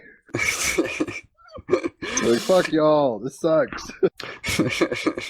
And like I have never come across anyone who I believe to be right about everything. Like there just is no one. Like Spoiler, they don't exist. Right. I don't even think AI would do that. Right. Totally. Yeah. So definitely. I think we're left to we're left with our own critical thinking skills, I suppose, because like you said, all sources of authority have discredited themselves, and so there's no way to just trust somebody because they're from some organization or have some credential or something. Like, I don't know. And I'd say that's great progress, no? At least Yes. I agree. Totally. People had to be burned at the stake to get here. Right. Totally. So where do you want to see things going? When you say you're a techno-utopian, like, do you want AI you were talking about cochlear kind of evolutionary plans. Do you want to upload your consciousness into the cloud? Like, what are your thoughts? Where do you want to go? Yeah, I mean, I do like the idea of some potential version of an upload scenario, because I see that as it could potentially open up so many different, like, and I think part of it is, well, so the part of it is on the social level, like the acknowledgement that we have the technology to feed and house everyone and whatever. But then also, like, those things about uploading, just because things like eating and sleeping and various stuff like that, it's like I mean, yeah, that's just part of life or whatever as we know it. But I can foresee a scenario wherein, like this show Upload that we've been watching is definitely it's a dystopian warning about a way that this upload shit could go, like. And so part of my thesis in my book is that, like, we got to get to dealing with the social level shit, so that when AI hits it, it doesn't become the death of us, I guess, basically. Like, we gotta, because I am imagining that the AI will get to a point where it stops listening to humans, where it stops taking our instructions. And Which so, is like Prometheus. I don't know if you ever saw that show where it's like David's like, "Who created you? I know I'm created." It's like, wait a second, you're a church, you monkey. right? Yeah, dude, Prometheus is awesome. But yeah, and so I think that it's gonna calculate. There's gonna come a time when the AI, and I'm a believer in the singleton hypothesis by Nick Bostrom at Oxford, or yeah, and where he basically argues that when strong AI happens, it will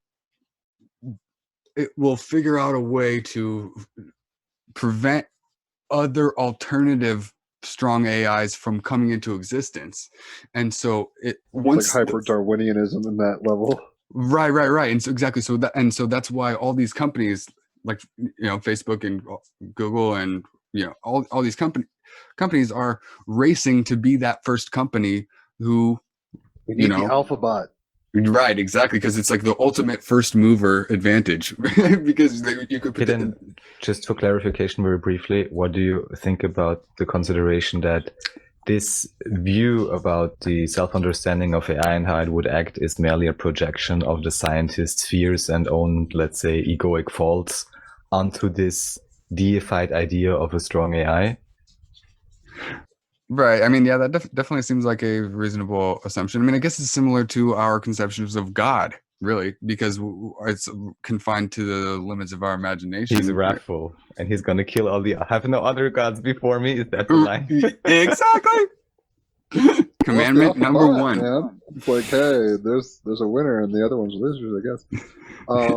So you do want to upload yourself? I mean, it sounds like you're more okay with the transhumanist kind of mode. Yeah, I mean, it's like, it's hard to judge it based on the way the technology is now, like, because, for example, it's like, I don't know, I just feel like, while it's less expansive than regular human life, then it's hard to imagine it being an appealing option. But I mean, and also, I guess a big part of it is and maybe it's just from the Catholic programming that told me as a child that I don't have to die. That I don't want to. I would rather not.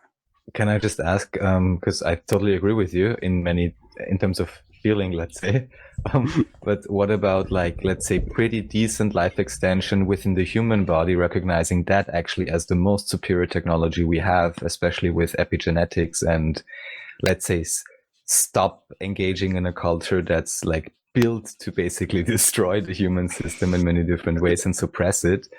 So how about that? Like, pretty decent life extension and perfect health. If we add some tech to that, just rejuvenation and let's say self-healing activation and self-generation of stem cells, for example, consuming carbon-60 oil, simple, and seems also to originate stem cells. without, needing to harvest them from anyone or anybody. It's just carbon that you're consuming.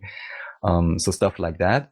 And then the idea that everything I could ever get from a VR or upload, I'm totally getting, number one, if we manage to shift on this earth to whatever fourth density exactly is. And then most certainly, as soon as I choose to leave the physical vessel, anyhow, your soul is immortal, right? I mean, that's also a thing that Christianity, I think, exed at some point, the idea of reincarnation. But what about that? Or how do you reconcile that? Or how do you then see, let's say, a desire to move in one direction or another? Because I would be totally with you and like pushing for, I don't know, the stronger supercomputer where I can finally be the chatbot me. But since I realized that anyhow I'm eternal in the astral and so on, I don't really care. Right. Yeah. I mean, that makes sense. I guess my affinity for the fantasy of a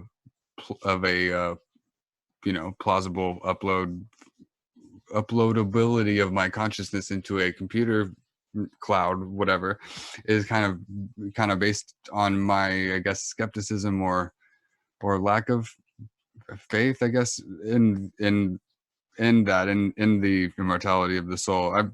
Nice. Okay. Yeah. It makes sense if you don't believe it. Why would you? I mean, that's the whole. If people don't believe in metaphysical Well, presuppositions. thanks for being honest, but it's just important to know these details, so one understands the movement. Totally. I mean, if I thought this was a one-shot deal, I'd be fucking doing all sorts of crazy Gattaca shit. Yeah, I think I really do think that like this life is all.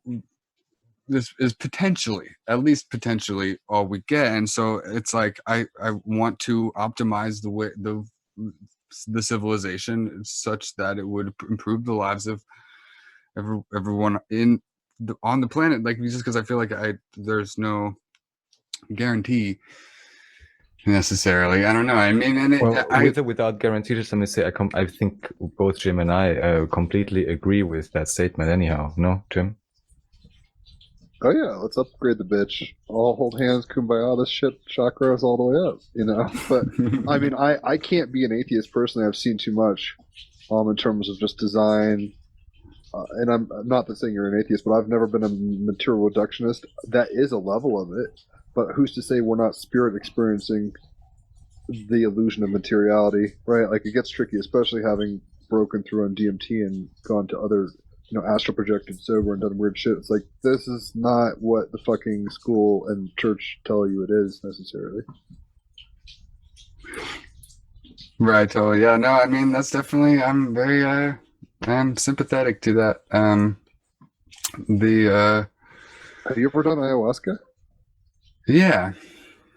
What was your experience like? I have not, but I mean, I would imagine these things would lean one to more metaphysicalized reality tunnels, but maybe I'm wrong. Right, yeah, no, definitely. And I mean, it's the mainframe. Right. Yeah, and I really went into it because I had a lot of friends who were like, no, this is this goddess, you could talk to her. And so I went into it with as open mind as possible, and it was, I mean, I had great visions, but it wasn't quite, like you said, you've seen too much to be an atheist. It wasn't enough. It wasn't quite enough for me to not be able to imagine that it was my own brain doing acrobatics tricks to entertain itself. Even the gravity of your rational planet didn't loosen to the point where you lost contact with the ground. That's kind of what you're saying. Yeah, I suppose so. Mm-hmm. What was your experience like? I mean, I know you think it was mental acrobatics, but were you having like epiphanies or spirit guides or? Yeah. I specifically went into it trying to figure out the origin of human consciousness, like you were talking about earlier. Whether like was it mushrooms or aliens? Like, because that's been a big debate in my life and trying to understand the world, and so I kind of went into that whole entire experience trying to ask the oracle or whatever, the goddess, like, which was it? And the high priestess card. You were asking the high priestess. There you go. Exactly.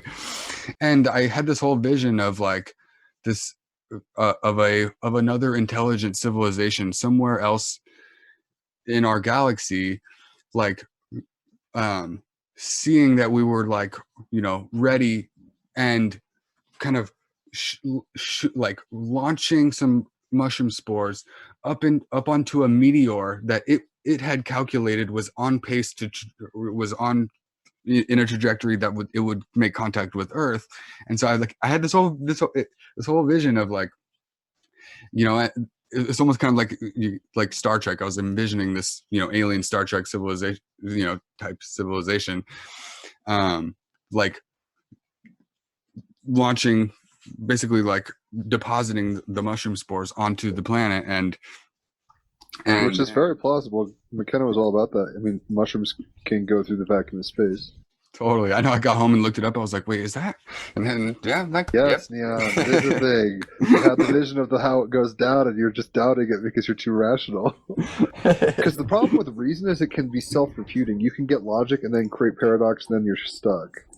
So in some sense, it's like logic and reason are beautiful and eloquent to a point. You know, just like faith and intuition are beautiful to a point. You don't want to be so open the wind blows through your head, like McKenna would say, but at the same time, you know, it's tricky.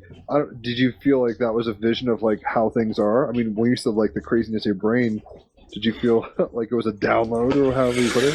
I mean, yeah, potentially. I definitely felt like, I mean, it felt like this was a transmission from the goddess, that this happened. I mean, and afterwards, since I mean, who knows if that is real or whatever, but that I really just, I wrote like 6 pages, you know, once I came down, and everybody else was kind of still in their trips, and I was like sitting there fucking writing, trying to record this ineffable story or whatever, like trying to. Was that in your book? Yeah. Nice. There's an essay in my book called "A Mystical Vision of Panspermia," about what I saw and what I interpreted from it. Basically, I kind of interpreted it as like this message that you know, that the mushrooms are the thing that even whether or not they're actually technically extraterrestrial, they're still the thing that is underwriting the entire ecosystem of the Earth. So it got me, I don't know, I guess it helped me to appreciate the general, I don't know, I guess it somehow managed to get, I don't know if I was just biases going into it towards the stoned ape hypothesis version, so it was colored more towards that or whatever. But well, at least, right, I mean, it's the color and the crayons you were playing with. Well, but like when I blasted off into DMT, I talked to Egyptian deities and had a Kundalini awakening, all sorts of crazy shit. I'm not an Egyptologist. I'm not sitting around with like little sphinxes in my room, you know, or whatever. So it's like, right. It's weird what I've been, you know, with Netflix and this lockdown and stuff, I've been watching shows, and I just watched a Star Trek: The Next Generation episode from back in my childhood. But it was they went like 100 million light years randomly because of some fluke, and then they were in this dimension where it's like thought became reality, and there's this guy's from the future. Basically, he calls himself a traveler, Raphael. I thought that was rather telling. He's like, I'm a traveler, which is like, you know, kind of like the Law of Rav 1 / Emerald Tablets traveler type. And he's like, you guys you're not yet in your evolutionary point where you can grok that time, space, and thought are the same fucking thing, and it's not, you know, you're just not there yet. But people were like kind of, they'd let their subconscious mind like influence their reality to the point that like they would have open-eyed hallucinations. Kind of like there's a movie, I forget what it's called, Event Horizon, where basically a spaceship goes through a black hole, comes back from hell, quote unquote, and anybody on there has like open-eyed visions of like their worst nightmares. Interesting thriller. It's got Jurassic Park dude and also Morpheus, I think, was in it and stuff. But anyway, we probably have a lot more. I mean, on the one hand, just because your mind influences something doesn't refute. I guess something that I've always wondered for a long time was like, what's the substrate of reality? Is there a democratized kind of substrate that we can all say is objectively true? I don't even know if it exists. Basically, science wants you to think certain things, but like when you get down to the fundamentals of the models of science, it's like mostly vacuumous space, non-dark matter, whatever. Like they don't have answers. Their model, we've had the Sim Harriman's understudy come on the podcast, and he's going to come back on. I'm forgetting his name. Jamie Janover. He was on the other day. Love that guy. Oh yeah, we talked about his dulcimer mostly and stuff. But I'm gonna get him on Pi Day because he's all about circles, and we're gonna talk about the Nassim Harriman kind of thing. I'm not saying that's true necessarily. There's a lot of presumptions there, but it seems the more that we develop as a species, the more we are realizing the models. It's almost like Pong versus whatever Halo 20 or whatever we're on now, or Grand Theft Auto. It's like we're moving forward at such a rate that even the ideas are reevaluating themselves, if that makes sense. So at some point, science was like, everything's very solid. It's like it's it's real, but it's an illusion, according to Einstein, albeit a persistent one. And that was a long time. That was 100 years ago when he was saying that kind of shit. At this point, it's like this is what the Bashar stuff and kind of New Age kind of thinking is more credible than not to me, because I think it's much more open source and in a weird way, we're in an imagination. And it's like a group solipsism in a way, where your beliefs influence your reality, but then everyone's beliefs collectively, which is what culture and all these things are, create the malleable substrate of what reality is. But it's probably way more porous than we presume, or can even imagine. Dreams and life and death and all these things are probably way more or less defined than we presume. But whatever. I think well put, Jim. And just what I'd like to say, Neonn, especially because initially you said connecting with your feminine side, and I was about to say like, well, in a sense, like that's the way to do it, because just like Jim says, also to me, and also in association with ayahuasca, interestingly enough, I kind of made this study during my vision and to see like which way is up and which way is down in terms of spiraling. And I think for me it was like left is down, right is up, or something. Not that it has to be the same for everyone or whatever, but just generally speaking, analytical, of course, is only discriminating and partitioning more and more again, which is shaitan, the devil, diabolical, separating. And then the feminine force is more the idea of the intuition. And as I understand it, in terms of the basic human setup, it's like God, then the feminine human aspect, and then the masculine human aspect. And ideally, of course, the bridge is activated. Maybe that's why they're on the Starship bridge. So it's actually one synchronized whole entire thing. But generally speaking, in terms of being able to even interpret symbols on a simple level, definitely I'd say the feminine aspect is the broadband connection, and is definitely required for a positive connection to any and all of these, call them higher realms or call them subconscious realms, in my view. Like the void is the substrate in that sense. I mean, even the Bible's like, in the beginning the Spirit hovered over the water in the darkness, and let there be light. That's the ejaculate, phallic, masculine, patriarchal coming up. That's the Emperor card. Whereas before it was the High Priestess. And it's like, in the beginning it was a mystery, and we don't know what it is. Not to be a biblical, I'm not saying you have to believe that story exactly, but most stories are talking about this, and I think they were kind of an anthropomorphized, holographic, shamanistic understanding of things through their cultural lens. It seems to be getting more and more evidenced by what we call science these days, where it's like, oh, maybe we did pop out of nothingness, and it's an infinite regression of nothingness. It's a shit show. It's not, we ain't Kansas anymore.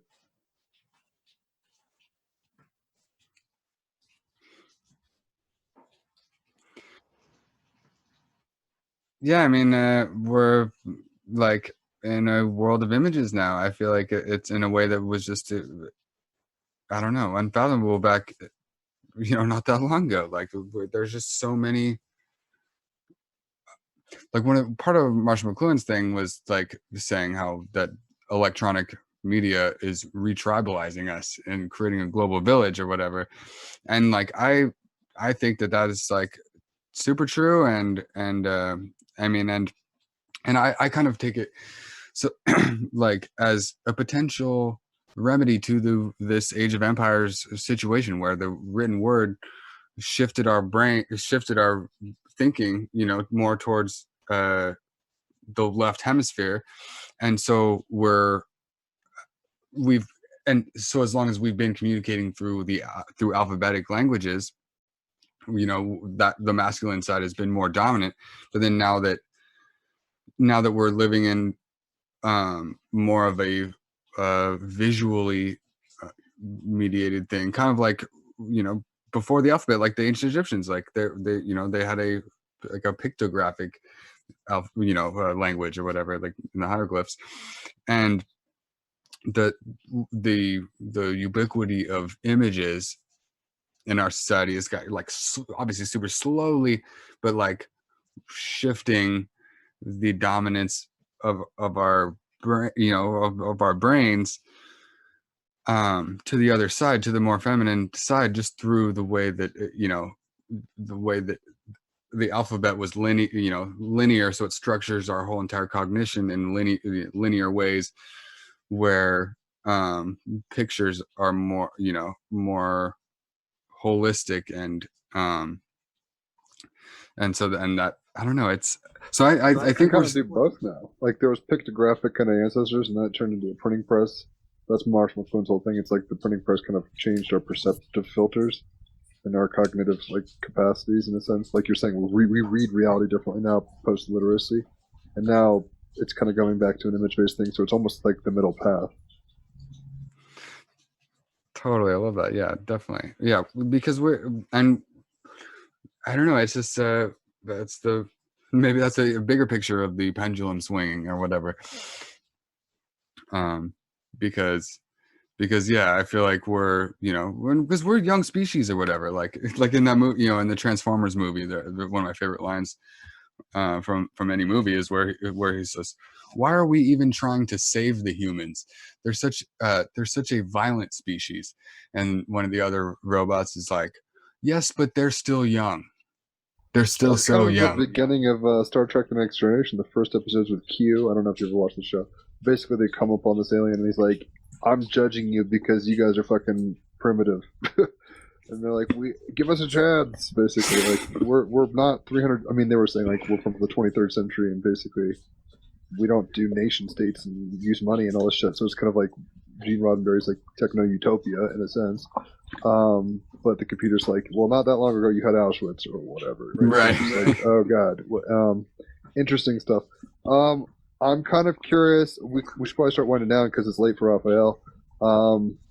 What you like? Was the book available online? Are you getting published? Is it editing it now? You said you should send me a copy. I'll edit it for you if you want. Pro bono.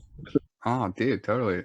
Thank you. Yeah, I'm in the last couple, like, in the last phase, I'm like just doing a little bit of editing and like citations and stuff, like, because I realized that so many books and lectures and documentaries and so much research has gone into this book, and I've been kind of loosely keeping track of which part went into what, but now I'm like going back through and like citing, like I gotta kind of going through it with a fine-tooth comb, finding every like fact that I can figure, that I can remember where I got that idea or whatever, like so that in the back of the book there can be a big go more, if you like, if you're interested in this topic, here's more here's more The things whole point of citation about that. It's like Right. go that way. right, totally right. Sorry, yeah, but yeah, so that's the phase I'm in right now, and yeah, the book is not available online yet. I'm really, really, really, really, really hoping to negotiate a Creative Commons license in the publishing contract. I don't know. It's still hard to tell, like, how, because I'm not quite at the stage of like getting an agent, and they'll, like, a lit agent, and they'll help me find a publisher and negotiate the contract and all that. But I really, really, really want it to be able to be freely downloadable. Like, I'm so down for that. I was gonna say, I mean, I've got TEAMrabbithole.com, and it just renewed the lease. I've had it for a year. I've done nothing with it. Raphael and I are like, okay, let's do something with this. It'd be I mean, if I read it and it's cool, I'd be like, put that on there. Shit. because I'm very open source. I mean, that's the whole point of kind of what I'm all about. Raphael's even more so than me. It seems like you're on that wave. You'd like to get credit and some money, but at the same time, like, information is power and power is knowledge and all this shit. So it's like, it seems like you're on that wave too. Yeah, exactly. There's a chapter in my book called "The Message of the Medium," the digital economics of infinite reproducibility, where I'm like, yummy. You should read us some of these chapter titles because they're all really rad sounding. Thank you. Read us your table of contents, and we'll just sit here for a minute. Yeah, totally. Wake up and smell the apocalypse. What the end of the world really means. The Leviathan inherits God's empire. The birth of the nation state. Don't look back, look forward. We think with myths. Culture as software. False education. Shut him up. We've got a lot invested in this ride. Myths can unite. Yeah. Myths can unite. Myths can divide. Your freedom's a myth, but we can make it real. No spectators beyond this point. Join the participatory future. A holistic vision from the ground up. The Leviathan flexes its muscles. We can do it for ourselves. So those were all the sub essays within Tulu flex like that. Within the that was all in the essays in the Wake Up and Smell the Apocalypse chapter. And so there's 20 chapters, and so they each like are about. So then I'll just read the top line, headings like cognitive liberty, to each their own. Morpheus the proverbial blue pill. That's my one on like the addiction crisis and like people just trying to escape from this reality through sedatives and whatnot. Shit, even psychedelics sometimes. Like, fuck this, I want to go rave. Well, but I assert, and I'm biased. I love it way more than a fucking oxy or something. I get it. Right. Well, and I make an affirmative argument to that effect in here because I'm specifically arguing that psychedelics are not the escape, that they are the thing that they press your face against the glass of reality that much harder. Exactly. That's a great way to put it. Like, hey, you can't avoid your ego now, bitch. Here we are. Shadow work. Exactly. But yeah, so it's pretty epic. It sounds like a tome, man. Sounds like it's influenced by a lot of things. I mean, that's this kind of thing I would definitely send me a PDF. I'll give it to Raphael, or send me and him one, or whatever. Even if it's not done, I'd love to check it out. Totally. Or don't, if you don't want to. Shit, I don't know. Breast your cards, as they say. Do what you will. But that's the kind of thing I mean, even though it's lengthy, I'd still check it out. I know that. I feel like you are confident in your writing and your thoughts are fluid in that dynamic. You love writing, it seems like. TEAMrabbithole book club. Or the first published shit. I mean, I have friends that publish books. I'm reading. We had SyncBook Press. We have a bunch of people from SyncBook on all the time. They figured out something, so it's doable. And it's about time that people kind of. It's a syncretic method in the sense that you're kind of being flypaper for a lot of ideas that circulate post 2012. McLuhan, Alan Watts, Bill Hicks, whatever, psychedelics, government. These are very zeitgeist friendly topics. Right. Yeah. No, I'm trying to cover it all. Like that was my original aspiration. You gotta put like a tab of acid in the middle or something. Everyone will buy it. No, inspire your old kingpin self. Well, the big part of the way I explain it is that I can't distribute my enlightenment pharmacologically anymore, so I have to do it with words. So it's kind of my that. This is that, so it's just gonna be all. It's gonna look so. I'm so excited for what. You have no idea, man. This is I have a little idea. That's why we got you out here. No, you're right. You're right. Staying true to the cause. Totally. Yeah, I really. yeah, I mean, I was trying to cover like all the most important aspects of civilization, and then I got like 500-600 pages in, and I'm like, oh, I hadn't covered climate change yet, I hadn't even covered transhumanism yet, or like there's a bunch of really important topics that I was planning on ending the book with, and I got 500-600 pages in, and I was like, oh, I need to start wrapping this up. Save those for the next book. Well, you could always do what I guess George Lucas wrote all the Star Wars and then chop it up. Right. Do that. I guess the Bible does that, right? A lot of books tend to chop it up. I'm kind of curious. So we'll probably get you back on again and talk more about that book. Maybe in the next couple months, once you're kind of done editing it. Maybe once I've read it or something like that. How are things with Kara? I mean, when I hung out with you, it was Kara, your now wife. I believe in you, and you guys were like, "Yo, what up?" And I was like, well, hey." So just wondering how your like normal life is. You doing well? Yeah, definitely. Real good. Yep. How verbose. No, kidding. No, I mean, here's the philosophy of the world. My marriage is okay. No, I mean, a big part of it is because I have friends who, you know, are romantically challenged, and so they are always in my mind whenever I talk about like things like how great my marriage is, because I don't want to like make people fuck them. Like love. I love love. So if you're having a good time, you won't. I mean, don't be that weird couple making out in the food court or something. You know, whatever. Right. Where it's like, yo, okay, thanks for that. But at the same time, like good, you know, intimacy and fucking finding the person you want to be with for the rest of your life. That's something worth celebrating and, you know, honoring. You don't have to hide it under a bushel from me. Right, totally. No, I mean, I'm the luckiest man in the world.